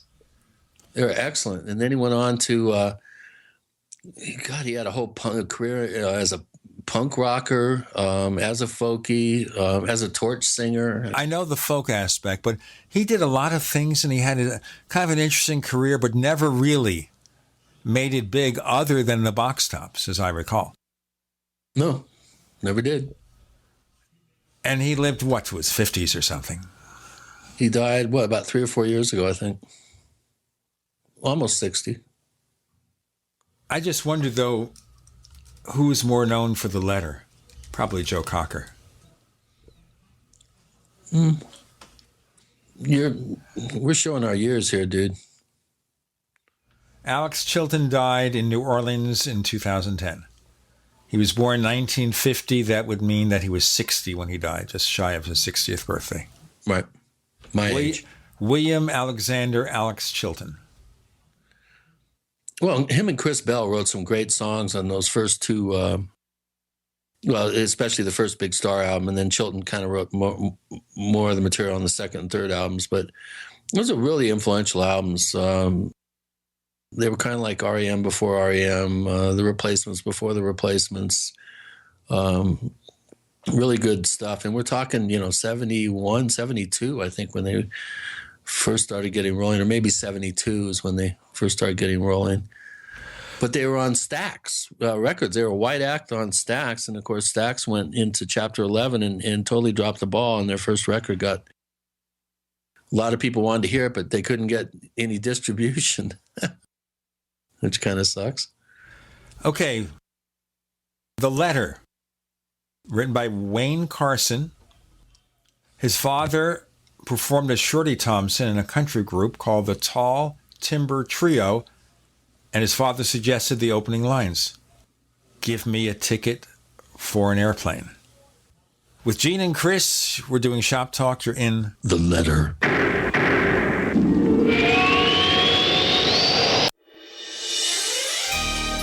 Thank you for listening to GCN. Be sure to visit GCNlive.com today. We also have swag. We have all these exclusive Paracast things that you can buy. We've got 60 or so different items, and entails t-shirts, sleeves for notebook computers, iPad cases, mouse pads, the Paracast Jumbo tote bag, all sorts of t-shirts and jackets and stuff like that for men and women. We have a Paracast aluminum water bottle. All this stuff, you go to store.theparacast.com, store.theparacast.com. What makes it special is that the items are the best quality, great t-shirts, fabrics, and they have our official logo on them. That's what makes them special, in multiple sizes and colors. We even have stuff for children, stuff for women, stuff for men. We have all sorts of sizes, like small up to X large. A lot of good stuff. That's the swag from the Paracast. You go to store.theparacast.com, stop by, and take a shopping tour. Paid non-attorney spokesperson Adam Pulaski of the Pulaski Law Firm with principal office in Houston, Texas is the attorney responsible for the content of this ad. This ad is not legal advice, and the choice of a lawyer should not be based solely upon advertisement. Services may not be available in all states. Attention Xarelto users. If you or a loved one took Xarelto and suffered a serious bleeding event, you may be entitled to financial compensation. Xarelto is a popular prescription blood thinner used to prevent blood clots and protect patients from strokes. These serious bleeding events have led to numerous cases of hospitalization and even death. Phone lines are open 24/7. Call 800-261-0937. That's 800-261-0937. We use mobile devices right against our bodies every day, but growing scientific evidence has emerged showing serious health risks associated with exposure to EMF radiation emitted from these devices. The solution is Defender Shield, the most effective mobile radiation shielding ever developed. Defender Shield blocks virtually 100% of EMF radiation from cell phones, tablets, and laptops, and starts at just $64.99. Buy now at DefenderShield.com. For 10% off, use promo code GCN. DefenderShield.com, the worldwide leader in mobile radiation shielding. So you've got to take a state construction license exam or certification. Can't decide on what books or what chapters to study? Discover right now how you can eliminate unnecessary books and wasted study time. At contractorexam.com, our study materials zero in on state-required test topics in an effective, multiple-choice format. So whether you're a plumber, electrician, general contractor, or other construction-related trade, contractorexam.com will help get you prepared. Visit us at www.contractorexam.com today. My name is Jay. I'm 26 years of age, and I just want to thank the makers of the One World Whey protein powder. After having chronic abdominal pain and pressure for months, I was diagnosed with ulcerative colitis. The medical doctor told me there was nothing I could do to treat it other than taking pain and nausea medication. Then I came across an ad for One World Whey on the radio and read the claims that it can help with all types of inflammation. I took the One World Whey protein powder every day for a month, and the chronic pain and pressure sensations went away completely. And I never took the pain or nausea meds. To this day, my intestines are free of pain. Nature is kind. When we consume foods we're designed to eat, then she gives back health when it was once lost. One World Whey consistently supports the body's production of glutathione and overall repair. Glutathione stops inflammation, removes heavy metals, and toxins of all kind. When inflammation is gone, the body can complete its healing process. Call 888-988-3325 or visit oneworldwhey.com. That's oneworld, WHEY.com. No other network provides the level of customer service we do. When it comes to radio advertising, we are your one-stop shop. And no matter how big or small your business is, we can help. Email us at advertise@gcnlive.com, and an experienced advertising executive will help you take the first step towards driving more customers to your business or website. Advertise@gcnlive.com. Easy, affordable, effective.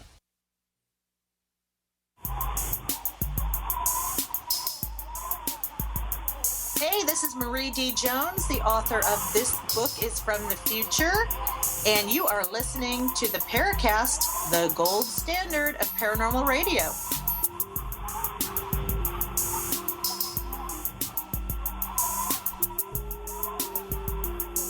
Which do you prefer, the Joe Cocker version or the Box Tops version?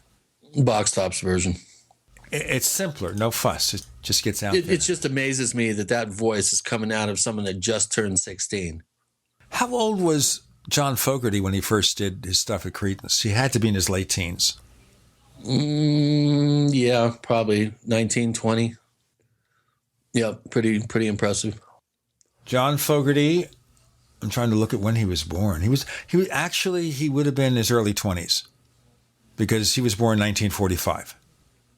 Okay. I heard him on Howard Stern like a year or so ago because he had this biography out. He sang with his guitar one of the Creedence songs. Guy who was at that point had reached 70. He was perfect, his voice. I can't imagine that voice, that rasp, being perfect after doing it for 60, 50 years, whatever. I want to know what he's taken. He's probably licking young female body parts or something. I don't know.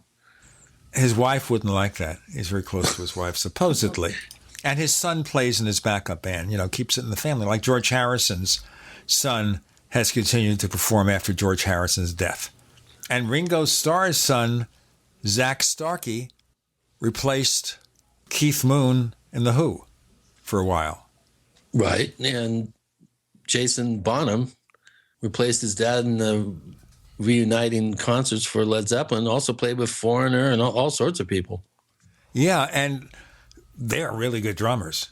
I mean, Ringo Starr is very unique in the way he did things, but technically his son is a fabulous drummer. Some of those things the Who did were pretty difficult to do.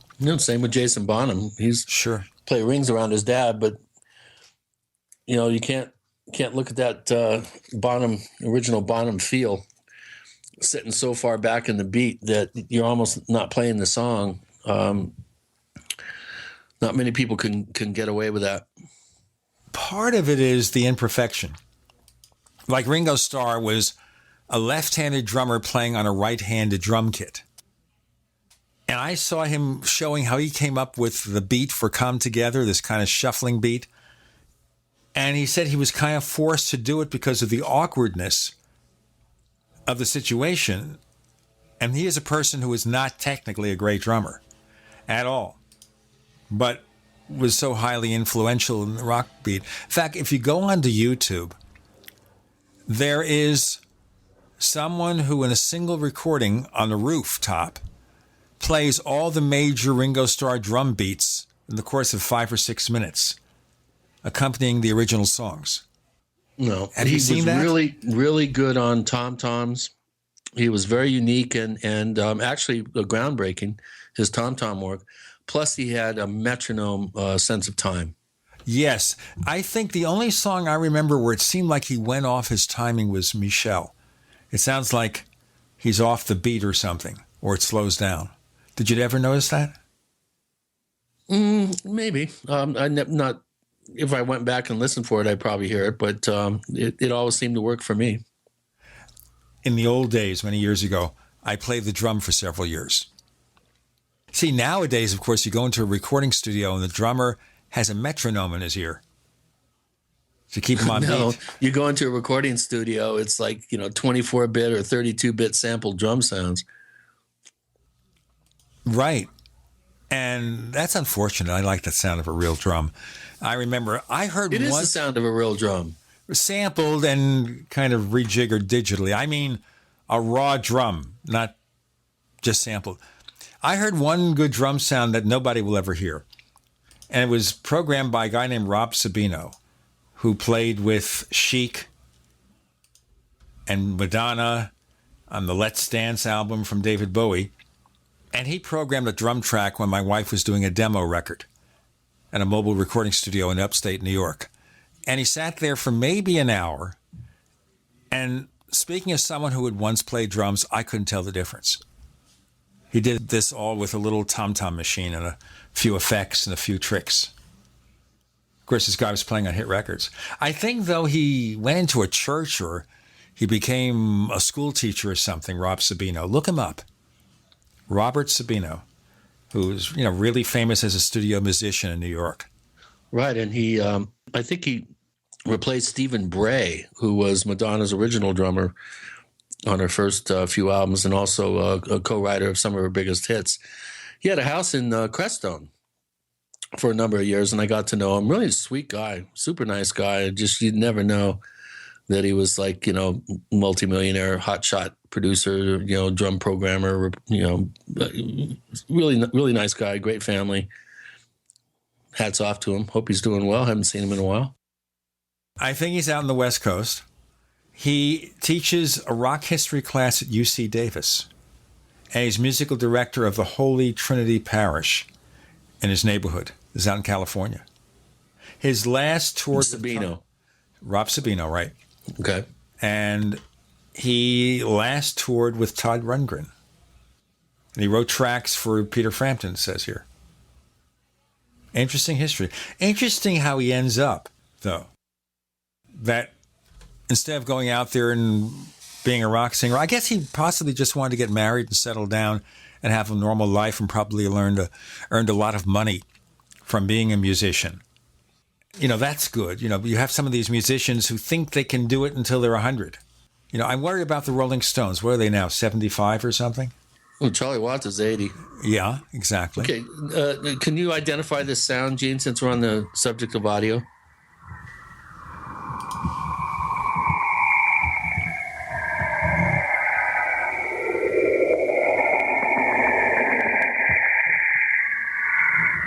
Sounds like a 50s sci-fi movie, doesn't it? It sounds a little bit like something from Forbidden Planet. Yeah, exactly. Because Long John Nebel's original theme when he was on WOR radio with his paranormal show back in the 50s, in the late 50s, early 60s, he used the theme from Forbidden Planet. Well, you know what that was? Tell me. The Eerie Sounds of Saturn. Ooh, that's dangerous.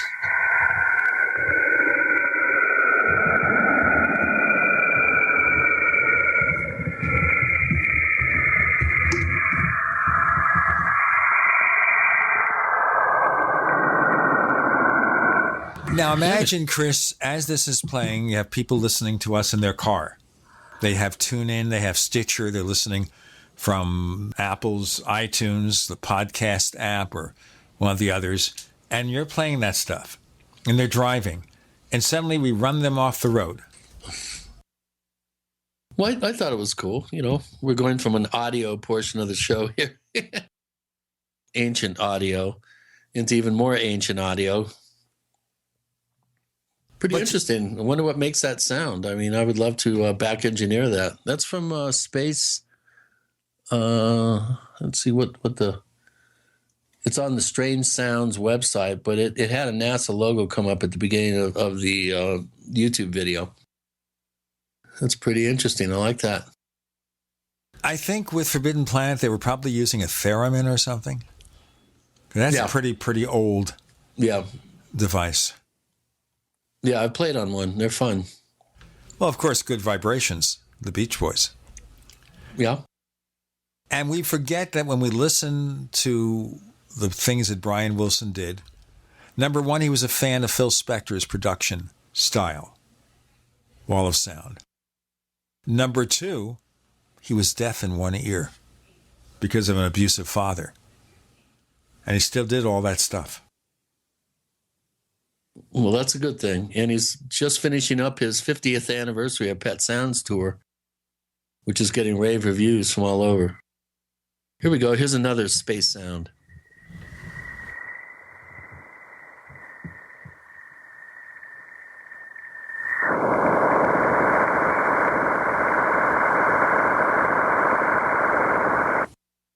There is nothing wrong with your television set. We are controlling transmission. I don't want to do that. That was Jupiter. Oh, I knew him well.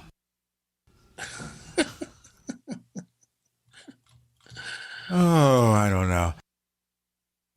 Now, about a year or so ago, I rented a movie, a biography of Brian Wilson known as Love and Mercy, in case someone has seen it, where John Cusack plays the older Brian Wilson. I just can't see the resemblance. Did you see it? I did. I make a point of watching all rock and roll biographies if I can, if I know about them. More to come with Gene and Chris. You're in the Paracast.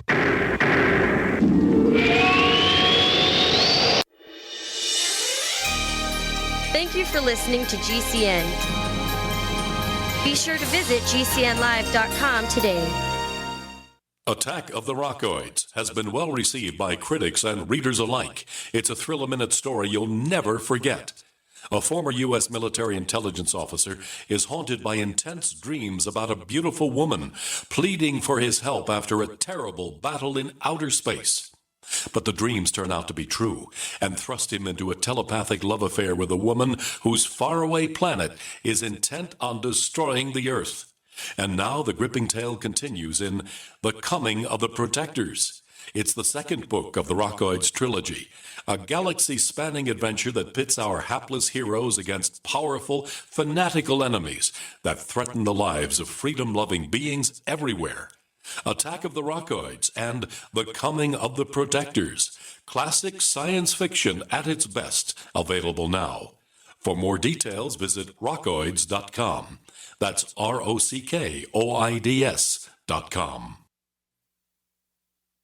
Are you worried about how dangerous the world has become? In these days of terrorist attacks, natural disasters, or even a future collapse, you need to be medically prepared to keep your family safe. I'm Joe Alton, MD of store.doomandbloom.net, where you'll find an entire line of uniquely designed medical kits and supplies for when help is not on the way. For everything from individual first aid kits to the ultimate family medical bag, go to store.doomandbloom.net today. That's store.doomandbloom.net. You'll be glad you did. This is an alert. If your business or church is building this year, you're about to pay more than you should. And this could mean thousands of dollars more for your office, retail space, church, or warehouse. A general steel building can save you as much as half the cost and time of similar conventional construction. And we're offering rebates of up to $20,000 to help you build today. Call General Steel for free information that could save you thousands. Call 866-91-STEEL. 866-91-STEEL. 866-91-STEEL.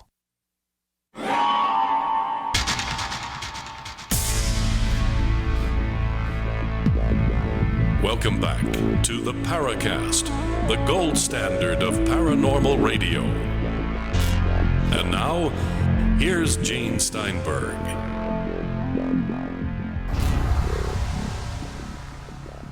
So therefore, if you thought that we assaulted your ears from that synthetic music, Chris there, he wants your hearing to be as good as his. I'm kidding. Shop Talk with Gene and Chris. How time flies when you're having fun. And we're talking here about music and the influences, but then we have all these rock artists who have some kind of UFO connection over the years. So even, I guess we call him an expert teeny bopper music, Tommy James was a big UFO fan. Don't know if he is now, but he was years ago. The guy from the Trogs, Reg Presley, Wild Thing. My wife used to record at the recording studio done by the guy who wrote Wild Thing, Chip Taylor, who is really the brother of John Voight. Anyway, he wrote a book, Reg Presley, on crop circles, but he died a few years ago. We never got a chance to talk to him. And then, of course, there was that song from Jimi Hendrix, Up From the Skies. Come Sail Away. Remember that song from Styx where they're talking about a starship? Come Take Me Away. In the starship, that's what it's about. If you look at the lyrics. Why is it that music stars seem to have this affinity for UFO-related stuff, Chris? Is it because, they're just interested in interesting stuff, or do they gravitate towards the subject for some reason? Well, I think some do. David Bowie. I got a letter from Justin Hayward from the Moody Blues after he read my first book. There's quite a number of rock and rollers that over the years have been quoted as professing an interest in the subject. Not many of them write songs with that particular subject matter, but I think far less write songs about their interest in UFOs. Didn't John Lennon have a lyric in one of his songs about nobody told me there's UFOs over New York and nobody's too surprised? And of course, he had a sighting in 1974. Strange days indeed. Yes. Strange days indeed, most peculiar, Mama. Right, and that was right in New York, right about the time I moved there. I missed it. Dang, it's kind of interesting. Every time I took my wife to visit her producer to go over music, it's back starting in the late 70s, all right? We would pass the Dakota, which is where John Lennon lived. But we never saw him, although he was around the neighborhood all the time, I think, and we just missed out. I was always missing out with John Lennon when he was in Toronto back in the late 60s doing this kind of love-in the bedroom with Yoko, and they did the recording for Give Peace a Chance.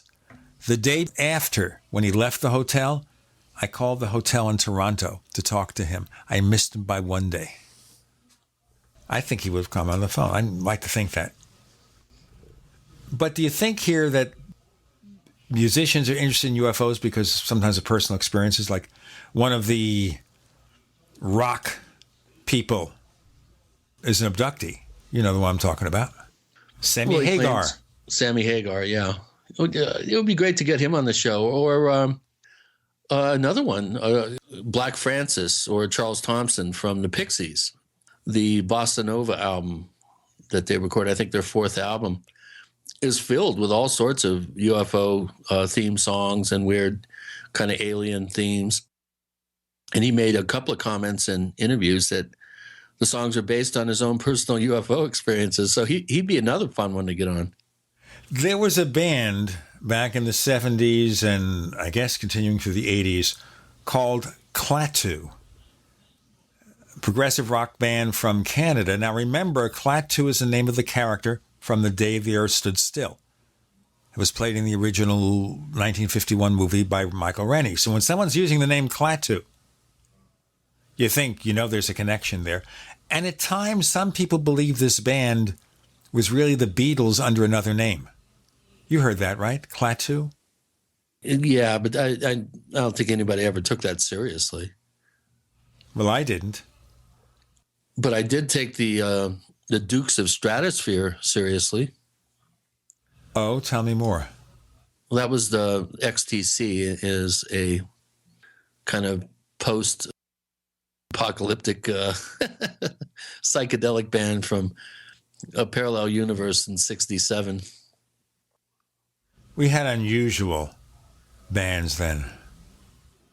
Well, XTC was a band up until, maybe 10 years ago. They were really big in the 80s and 90s over in England, over in Europe. I'm looking for some more strange sounds. You want to hear some more? While you're doing that, I'm thinking about UFOs and science fiction connection. Of course, the race in Forbidden Planet was the Krell. And those of you interested in audio know that of an amplifier called Krell with a very strange look to it. You know that, don't you, Chris? I mean, you used to Not sell really. high-end audio. No. Krell? Krell. Yeah. I think they still make it. Yeah, Krell. Go right here. Krell Industries. High-end audio equipment. And they always had unusual industrial designs. But Krell comes from the movie Forbidden Planet. That's the race of aliens who died on Altair 4. And we saw their relics and their monster from the id. And who was it? Anne Francis, I think, was in that, right? Anne Francis was the female lead. Very much a 50s sensibility. Leslie Nielsen played the captain. And if you look 10 years later at Captain Kirk by William Shatner, he learned a lot, borrowed a lot from Forbidden Planet. He'll never admit it, but he did. That's before Leslie Nielsen became funny. See, 20 years later, they did Airplane, and Leslie Nielsen was a comedian. But here he was serious and stern. So there you go. As we talk about the rock star UFO connection. I have another weird sound for you. Other than my speaking voice? Yeah. Go. Lay it on me. All right. This is the infamous wow signal picked up by SETI back in August 77. And this may or may not have been some sort of coherent audio frequency that was broadcast as opposed to just naturally occurring. And without further ado.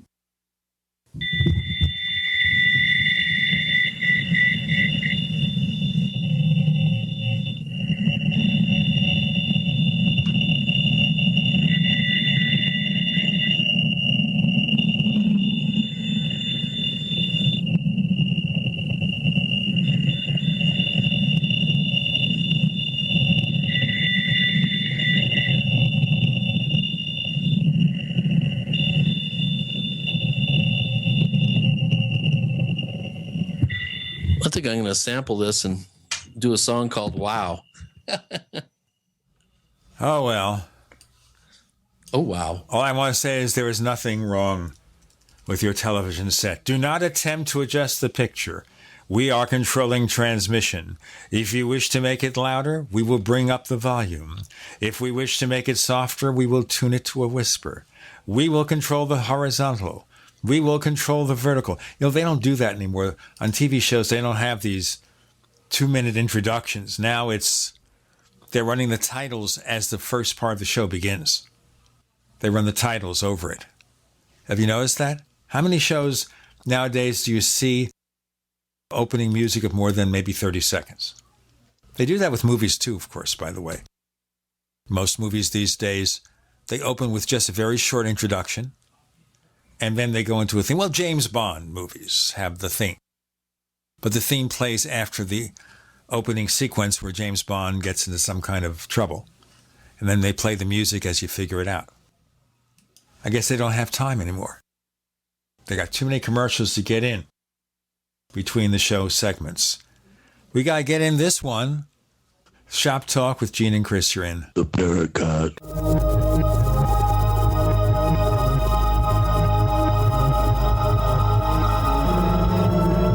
The award-winning Graphic Converter 10, the universal genius for photo editing apps on your Mac. Join over 1.5 million loyal users for the Swiss Army Knife app. It gives you all the features that you expect, and most important, it's easy to use. You can get it for just $39.95 from www.lemkesoft.com. That's www.lemkesoft.com. As you know, neighbors, web hosting can be pretty cheap, but not all hosting is the same. DreamHost wins Best of Awards year after year. You get unlimited disk space, unlimited bandwidth, and even the low-cost plans put your sites on high-performance SSDs. Want to know more about what DreamHost has to offer? Go to technightowl.com/host. Once again, that's technightowl.com/host. Are you worried about your mom or dad living alone in their house?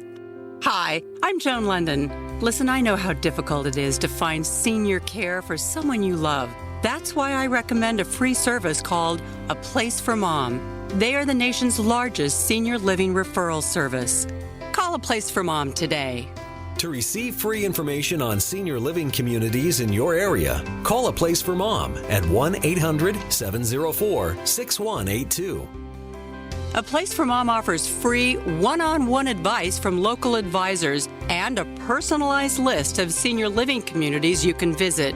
If you have questions about senior care for your mom or dad, there's a place for answers, A Place for Mom. Call A Place for Mom in the next 10 minutes to get your free ebook on financing senior care as well as free information on senior living communities in your area. Call 1-800-704-6182. That's 1-800-704-6182. Paid non-attorney spokesperson Adam Pulaski of the Pulaski Law Firm with principal office in Houston, Texas is the attorney responsible for the content of this ad. This ad is not legal advice, and the choice of a lawyer should not be based solely upon advertisement. Services may not be available in all states. Attention Xarelto users. If you or a loved one took Xarelto and suffered a serious bleeding event, you may be entitled to financial compensation. Xarelto is a popular prescription blood thinner used to prevent blood clots and protect patients from strokes. These serious bleeding events have led to numerous cases of hospitalization and even death. Phone lines are open 24/7. Call 800-261-0937. That's 800-261-0937. If you're considering going back to school, ask yourself the following questions. Do you need the flexibility to take classes on your schedule? Do you have college credits you need transferred? Do you want to earn a quality degree from a world-renowned university? If you answered yes to any of these questions, Arizona State University is the perfect school for you. Arizona State University offers over 100 highly ranked degree programs 100% online. You'll earn the same degree as you would on campus, from wherever you are, on your schedule. Plus, ASU Online accepts most transfer credits. For information, call 1-800-933-1430. Learn for yourself why the Wall Street Journal ranks ASU 5th in the nation for producing the best qualified graduates, and why 90% of ASU grads are recruited within 90 days of graduation. Learn to grow, learn to succeed, and learn to thrive at Arizona State University. To learn more about ASU Online degrees, call 1-800-933-1430. That's 1-800-933-1430. You've seen crazy diets to lose weight. At GCN Team, our healthy body weight loss system simply neutralizes the body, bringing down cravings. It has been proven that nutritional deficiencies drive appetite for carbs, sugars, and fats. Lose weight the easy way. Find us at gcnteam.com or call 877-878-4203. Fighting cravings is a fool's game. Give the body what it needs to be satisfied. Again, 877-878-4203. That's 877-878-4203. We'd like to hear from you. If you have a comment or question about the Paracast, send it to news@theparacast.com. That's news@theparacast.com. And don't forget to visit our famous Paracast community forums at forum.theparacast.com. He is speaking like a robot. But nowadays, robots aren't supposed to speak like robots anymore. Right? Since HAL? Since the Star Trek computer? And you think of the old-fashioned computer voice, that was like Forbidden Planet, Robbie the Robot. Dave.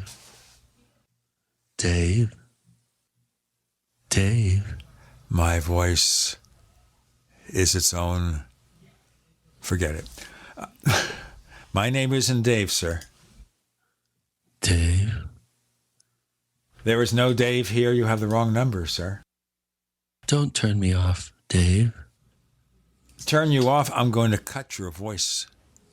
I'm going to cut your voice over. I'm going to make it disappear. I'm going to burn your circuits. Dave. Chris has been taken over by alien entities. I'm sorry, ladies and gentlemen. These things happen to the best of radio shows. In fact, it might be unique. How many people have gone on a paranormal radio show and been taken over by aliens? Not channeling, because who believes that?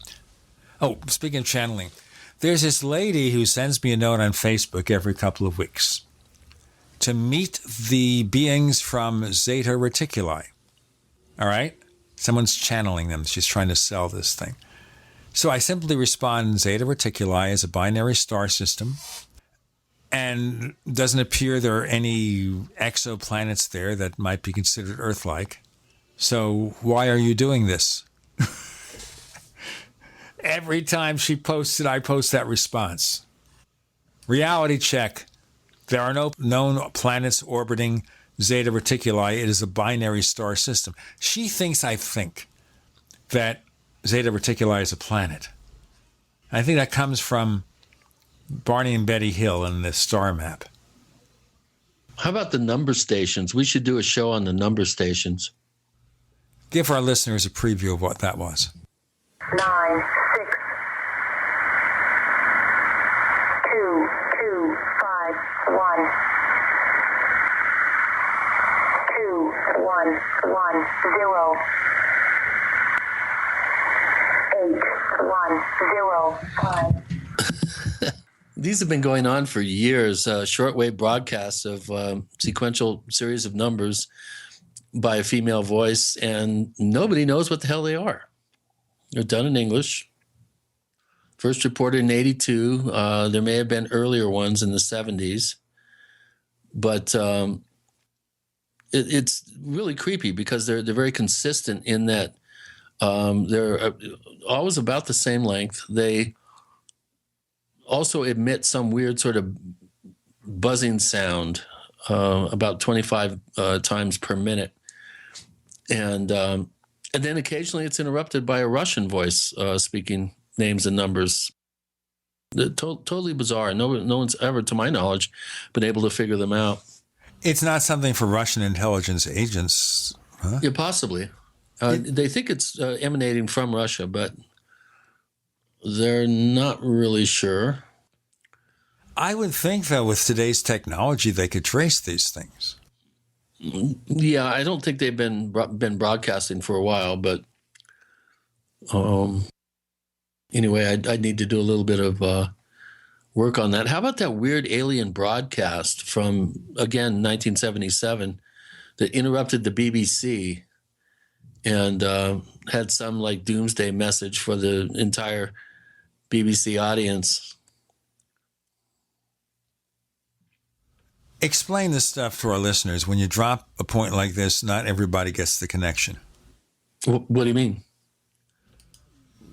This particular thing you're talking about. It was a pirated few minutes on the BBC. All of a sudden, a voice broke in and said the following. Israeli nationalist leader, Bishop Abel Muzareba. This is the broadcast, and then it's being interrupted here in a second. Let me see if I can skip to... Here we go. As we have done to your brothers and sisters all over this, your planet Earth. We come to warn you of the destiny of your race and your world, so that you may connect to your fellow beings the course you must take to avoid the disaster which threatens your world and the beings on other worlds around you. This is in order that you may share in the great awakening as the planet passes into the new age of Aquarius. You know what I think of when I heard that? A scene from the movie Earth versus the Flying Saucers, where the aliens speak on our broadcast systems in the native language in each country. You know, saying people of Earth attention, that kind of thing. And the voice sounds like it went through a flanger or something. You remember that? Faintly, I do. But this particular incident was never, to my knowledge, explained. There was no... I'd have to kind of refresh my memory on what the BBC's response was to this. But... it says the broadcast is considered a hoax, but the source of the transmission and the culprit responsible have never been found. So evidently, this was a successful example of early hacking back in the old analog days in 77. And I think there was another one, too, during Doctor Who. Didn't Max Headroom appear? That's too trivial for me. I'm not that great on Doctor Who trivia. It would have been November 22nd, 87. The character Max Headroom from a 80s TV show evidently interrupted a Doctor Who broadcast. The BBC's got to tighten up their their on-air security, evidently. Well, there's also the famous recording of what may have been a Russian cosmonaut, the first woman in space, descending to her death, I think, into the atmosphere. That's an interesting one. I don't know what got me on this kick, but I love mysterious audio, electronic voice phenomenon recordings, for instance. Very controversial, but one project that I've been working on, kind of back burner, but we're really serious on doing it with Michael Esposito, a good friend and audio expert, ex-PSYOPs Armed Forces member during Desert Storm, acoustics expert, has traveled around the world doing really cool EVP recordings. And I suggested that we do recordings at Native American massacre sites. And if we could pick up particular dialects of Native American in some of these recordings, I think it would go a long way to precluding any,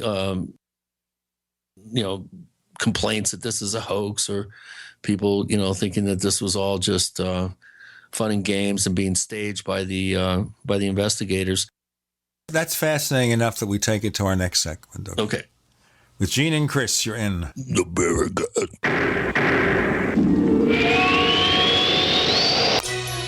Thank you for listening to GCN. Visit GCNlive.com today. The investment world isn't fair. A precious metals trader buys gold and silver at spot price. You pay his price plus fees, costs, and shipping. But today, you don't. Today, JM Bullion offers a 10-ounce bar of pure silver at spot price. No fees, no markups, no shipping. Invest in something real, not Wall Street paper. 10 ounces of silver at spot price. Visit realpricesilver.com for this limited time offer. One per household, 50 United States only. realpricesilver.com. Are your Google search results killing you? Unflattering content in blogs, news articles, online reviews, social media, or other sources can jeopardize your reputation, your business, and your livelihood. Let Reputation.com help. Our patented technology will make the truth about you more visible while pushing down unwanted negative content. Improve your Google search results. Call Reputation.com at 1-800-831-0771 for a free consultation. That's 800-831-0771. Hi, Peter Vaccaro for ParanormalDate.com. Are you looking for love in all the wrong places? Now you have a chance to change that by signing up for free at ParanormalDate.com. This incredible dating site puts people of like minds together. People who are interested in the strange, the unusual, mysteries, ghosts, UFOs, and the afterlife, and so much more. ParanormalDate.com was developed for you, people seeking a viable alternative to the other dating services. You can join for free by going to ParanormalDate.com, and if you decide you like it and want to connect with people, use the code GEORGE for a substantial discount. Mark Rawlings, president of ParanormalDate.com, says so many people hunger to share their experiences about the paranormal, the unexplainable, or the afterlife, and so much more, and this is the source for them to meet and share that common interest. So sign up for free at ParanormalDate.com, ParanormalDate.com, and use the code GEORGE if you decide to connect with someone you like. My computer is so slow, it's making me crazy. I used to have that problem. Did you quit using a computer or did you buy a new one? No, I called Geeks On Site. They made an appointment to visit my home and showed up the same day. You mean they didn't ask you to bring your computer to a shop? That's what happened when I called a support company. Geeks On Site can go to your home or business or even repair your computer online. They have 24/7 emergency service. If you are having problems with your PC or Mac, call Geeks On Site, 1-800-591-1682. Our friendly certified computer repair experts are available 24/7. Call now for a free diagnosis, 1-800-591-1682. Data recovery, virus removal, and maintenance for all laptops, desktops, printers, and networks. That's Geeks On Site for friendly certified computer repair experts, available 24/7 over the phone or in your home or business. Just call 1-800-591-1682. That's 1-800-591-1682, 1-800-591-1682. Dr. Joe Wallach is not your typical doctor. Both a veterinarian and naturopathic physician, Dr. Wallach asked, why does America spend more money on health care by far and yet ranks 50th in health and longevity worldwide? The doctor believes that people should be empowered with a basic understanding of nutrition, then take charge of their life to attain optimal health and longevity through nutrition, not by toxic prescription drugs that lead to side effects, requiring more toxic prescription drugs. Talk about being dependent on drug companies, to our own destruction no less. This is clearly a deadly recipe. Doc Wallach's message is resonating with an increasing number of Americans who are waking up to all the government and big pharma manipulation of our healthcare system. I like what Doc Wallach is saying and doing to enlighten people and have joined forces to help this tireless crusader spread his message. Visit gcnminerals.com and listen to Dr. Wallach's Deadly Recipes lecture. It makes a lot of sense, and I invite you to join the GCN Minerals team. Go to gcnminerals.com. That's gcnminerals.com. Hi, this is James Fox from Chasing UFOs. You're listening to the Paracast, the gold standard of paranormal radio. His voice is breaking up. I am controlling transmission. I will make his voice high. Say something, Chris. Something, Chris. I will make his voice low. Say something, Chris. Something, Chris. I think I made it rough rather than low there. Well, my skills are still being perfected. I need to talk to the beings from Zeta Reticuli. That's the answer right there. But looking at this over the years, how many of these episodes would you think are simply people playing pranks? I don't think many.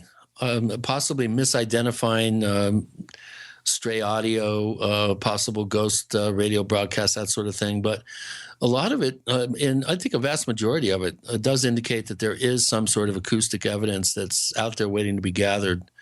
I've been involved in too many real-time investigations where this type of evidence has been gathered, and being in the room during the process and signing off on the evidence chain leads me to believe that there is a true mystery here.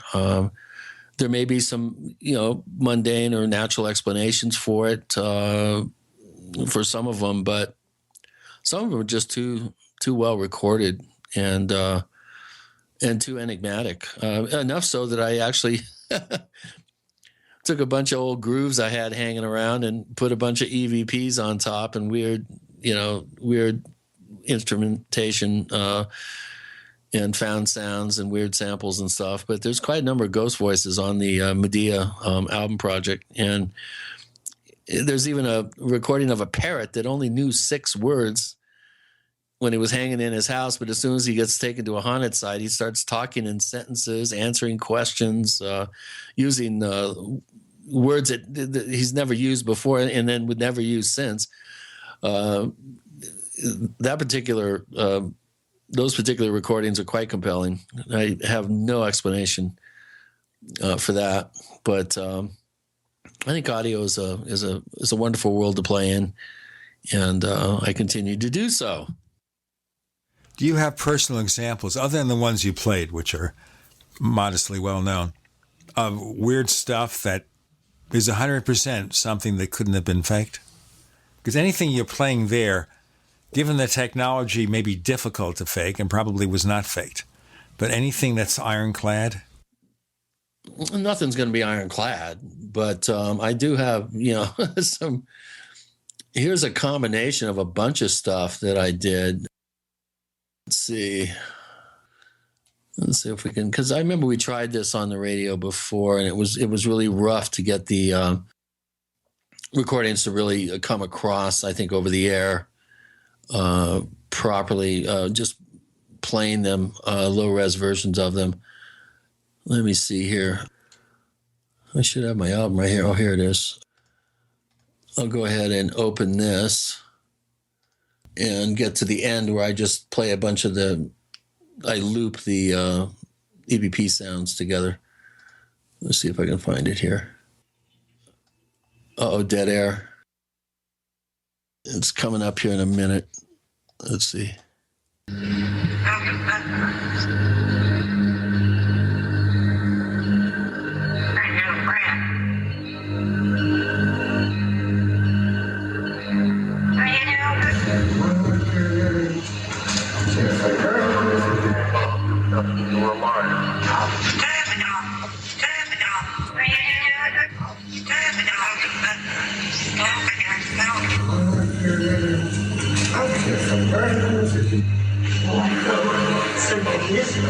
the mind. There you go. What does that tell us? What language is that? It was all in English. Didn't sound that clear, though.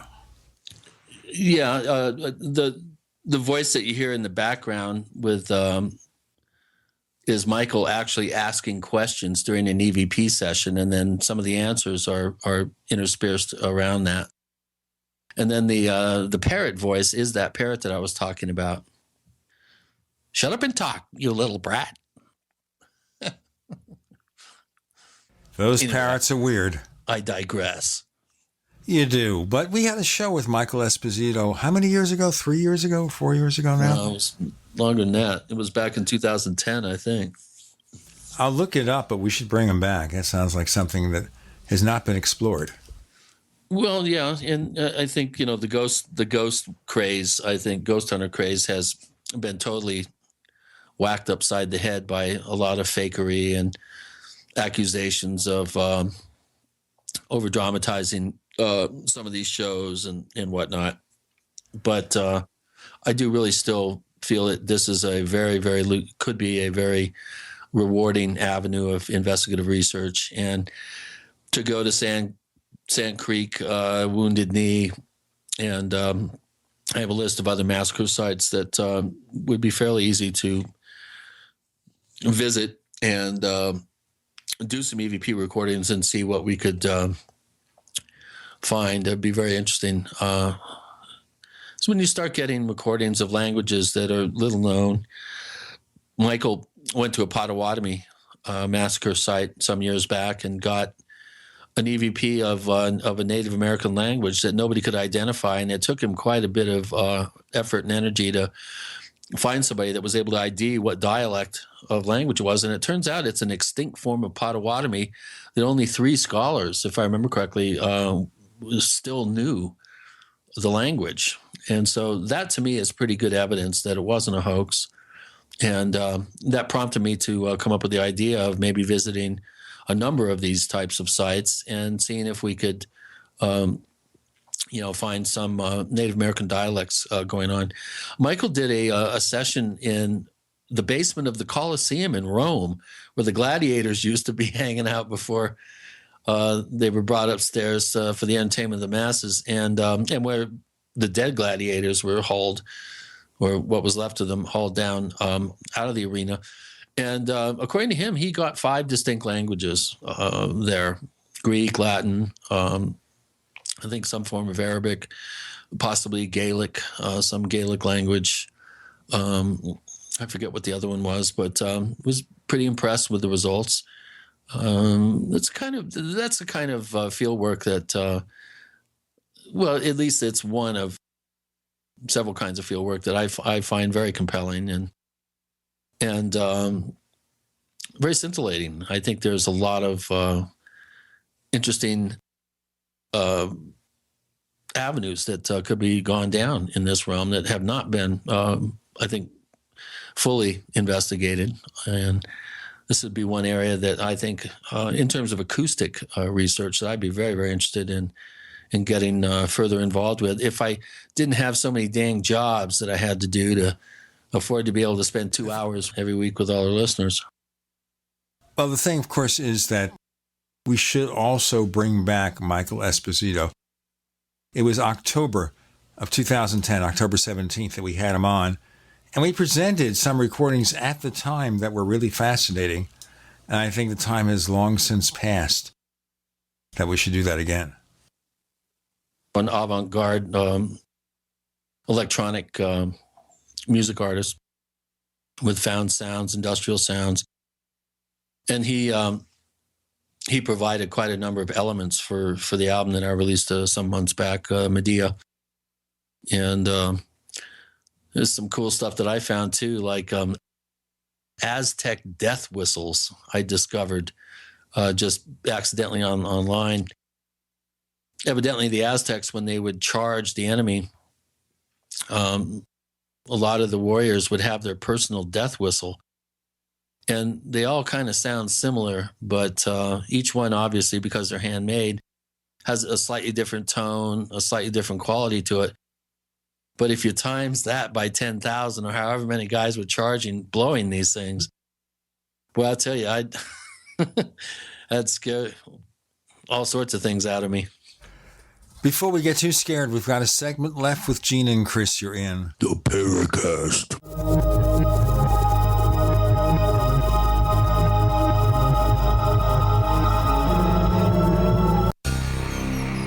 Thank you for listening to GCN. Visit GCNlive.com today. We also have swag. You know, we have all these exclusive Paracast things that you can buy. We've got like, I guess, 60 or so different items, and entails t-shirts, sleeves for notebook computers, iPad cases, mouse pads, the Paracast Jumbo tote bag, all sorts of t-shirts and jackets and stuff like that for men and women. We have a Paracast aluminum water bottle. All this stuff, you go to store.theparacast.com, store.theparacast.com.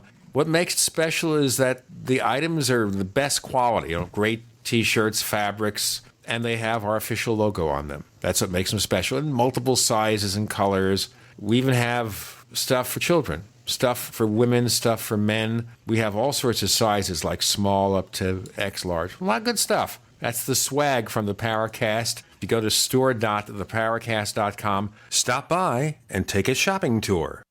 This is an alert. If your business or church is building this year, you're about to pay more than you should. And this could mean thousands of dollars more for your office, retail space, church, or warehouse. A general steel building can save you as much as half the cost and time of similar conventional construction. And we're offering rebates of up to $20,000 to help you build today. Call General Steel for free information that could save you thousands. Call 866-91-STEEL. 866-91-STEEL. 866-91-STEEL.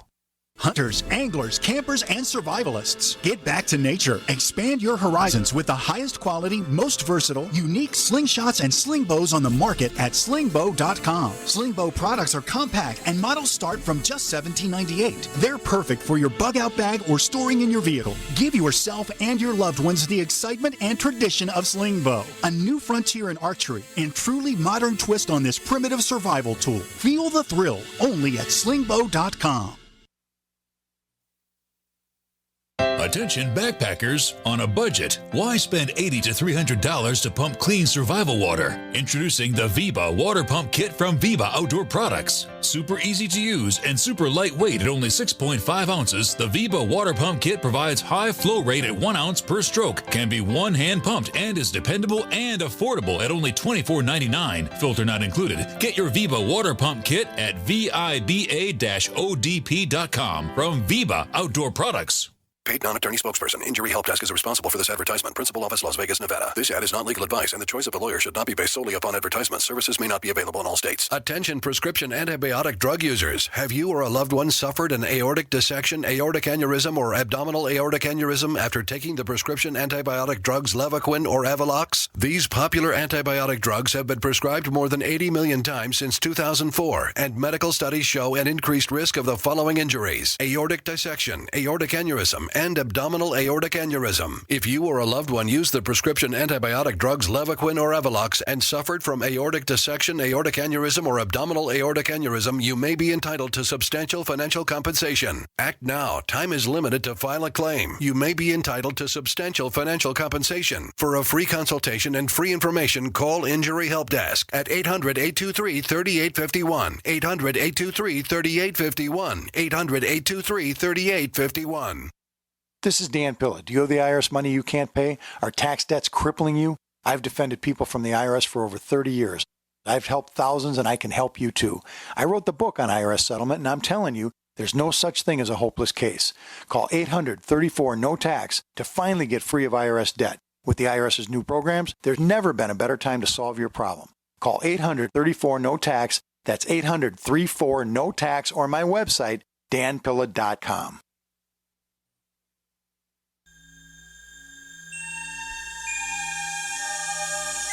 This is Jacques Vallée. You're listening to the Paracast, the gold standard of paranormal radio.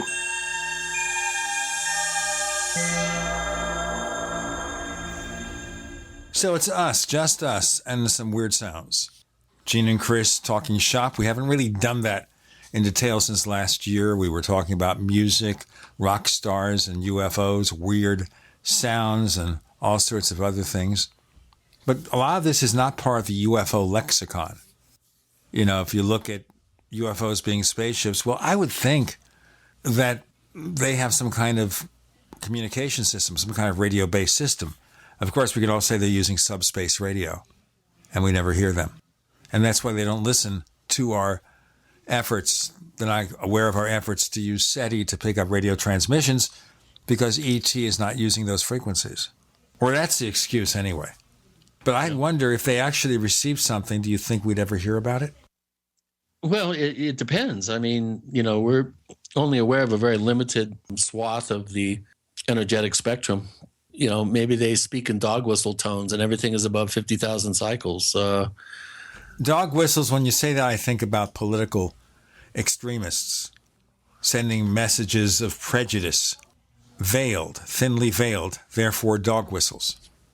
Well, it's actually a very high-pitched whistle that only certain animals can hear because their hearing is so acute. They can hear above 40 or 50,000 cycles. Well, I think with my dog, what he hears, and I'll give you an example of this, which we all know. So I will go to grab his leash. He's in the other room asleep on the bed, teddy bear. I walk over to the door in the living room, which is on the other end of this house or slum or whatever this place is, and I go to get the leash. I turn around, he's right there, ready to go out. So what is he hearing? Is he hearing the sound of me going to the back door where the leash is on the doorknob? I would guess it's some sort of olfactory thing. Dogs have incredible noses. Some dogs can smell parts per trillion. All breeds of dogs can smell parts per million in the high millions. And so possibly he's identified with a certain hormone or secretion that your body gives off when your brain tells you that you're going to be going outside that may send out some sort of olfactory signal that he's able to pick up on. Well, the other instance would be if I take him out at night for his evening walk. And all I do is I go into my office area, which Chris knows about, he's been here, and I can go in there and you never hear from him until I pick up my shirt. As soon as I pick up the shirt, there he is ready to go out. Yeah. There you go. He's obviously been entrained by certain signals. Dogs are very good at picking up repetition. Cats are too. My cat will sit on the roof right outside my bedroom window. And as soon as I wake up, it doesn't matter if I move or not. She lets out a meow if she wants to come in. It's amazing. It's almost like she's got some sort of weird psychic radar that picks up exactly when I actually become wakeful and conscious. Then she'll meow. She never wakes me up from meowing. And there's always a bit of a lag between the time I wake up. And it's always a questioning meow like, are you awake? Meow. She's so cute. We were visited by a family of 4 cats, mama and 3 kittens. And Barbara made the mistake of deciding to make sure they're well fed. So they've been hanging around this house for a number of months. Unfortunately, we have to leave soon because the landlord sold the place and wants us out. We're not going to be in a position to take those cats with us. She's slightly allergic to cats. So if anybody who lives in or around Phoenix wants a family of cats, we got them. Chris, you want to take them home? No, Gene. Serious, get in touch with us on the Paracast. We have a lot of listeners in and around Phoenix. So if you want to have a family of cats, they're going to have to be checked by the vet and neutered and all that stuff. But they are. I found an Aztec death whistle. You did. Now I want to show you this. I want to share with you this very unique instrument we call the death whistle. The death whistle the Aztec use for special ceremonies, for Day of the Dead celebration, and also they use when they have a war, when they fight with other tribes. They play over 100 instruments, 100 death whistles, marching, and make a lot of noise to cause a big psychological effects to the enemy. So this is very intimidating instruments, and this is very unique. So this is the death whistle.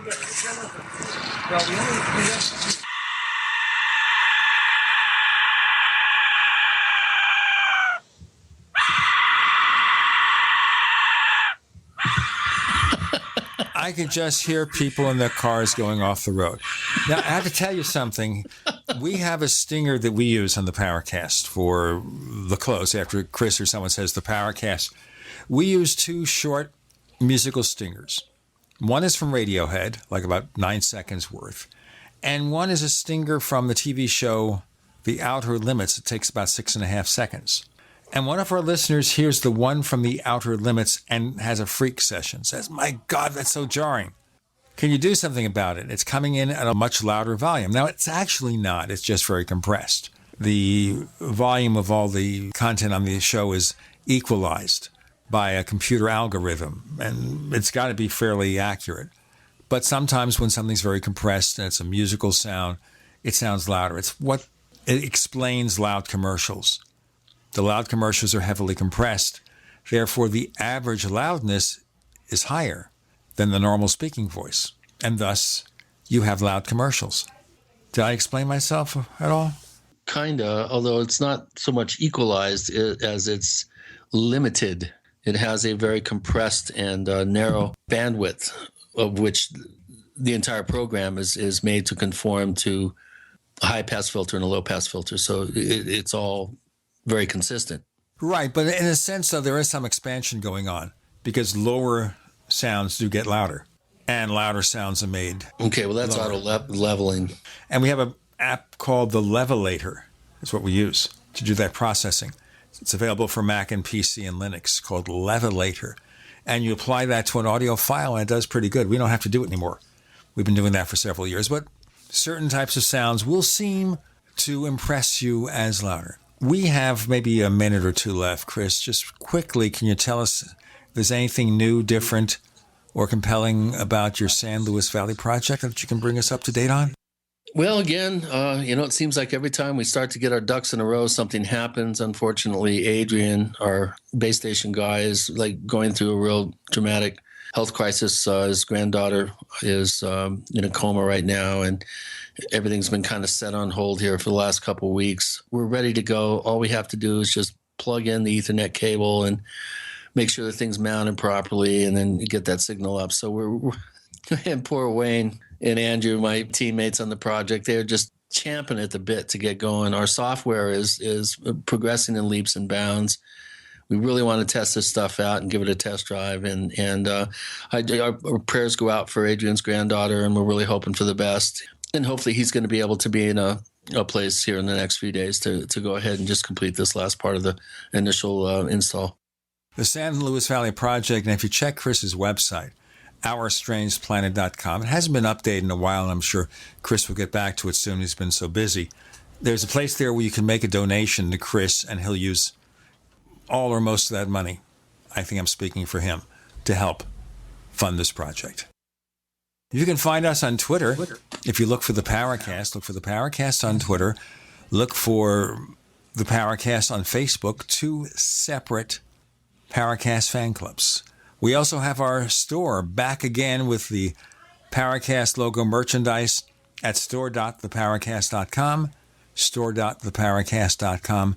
But please check out, we'd love it if you were able to hear our second radio show after the Paracast, and to do that, you must join the Paracast Plus.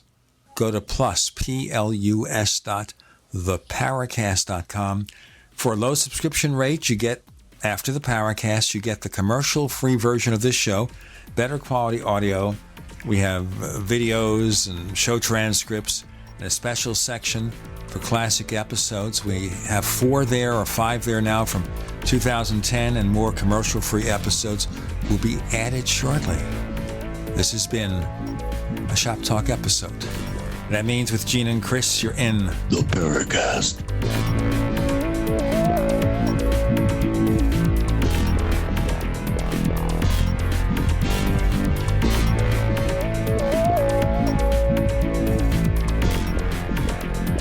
The Paracast, featuring Gene Steinberg and Christopher O'Brien, is a copyrighted presentation of Making the Impossible Incorporated. Tune in next week for a new adventure in the Paracast.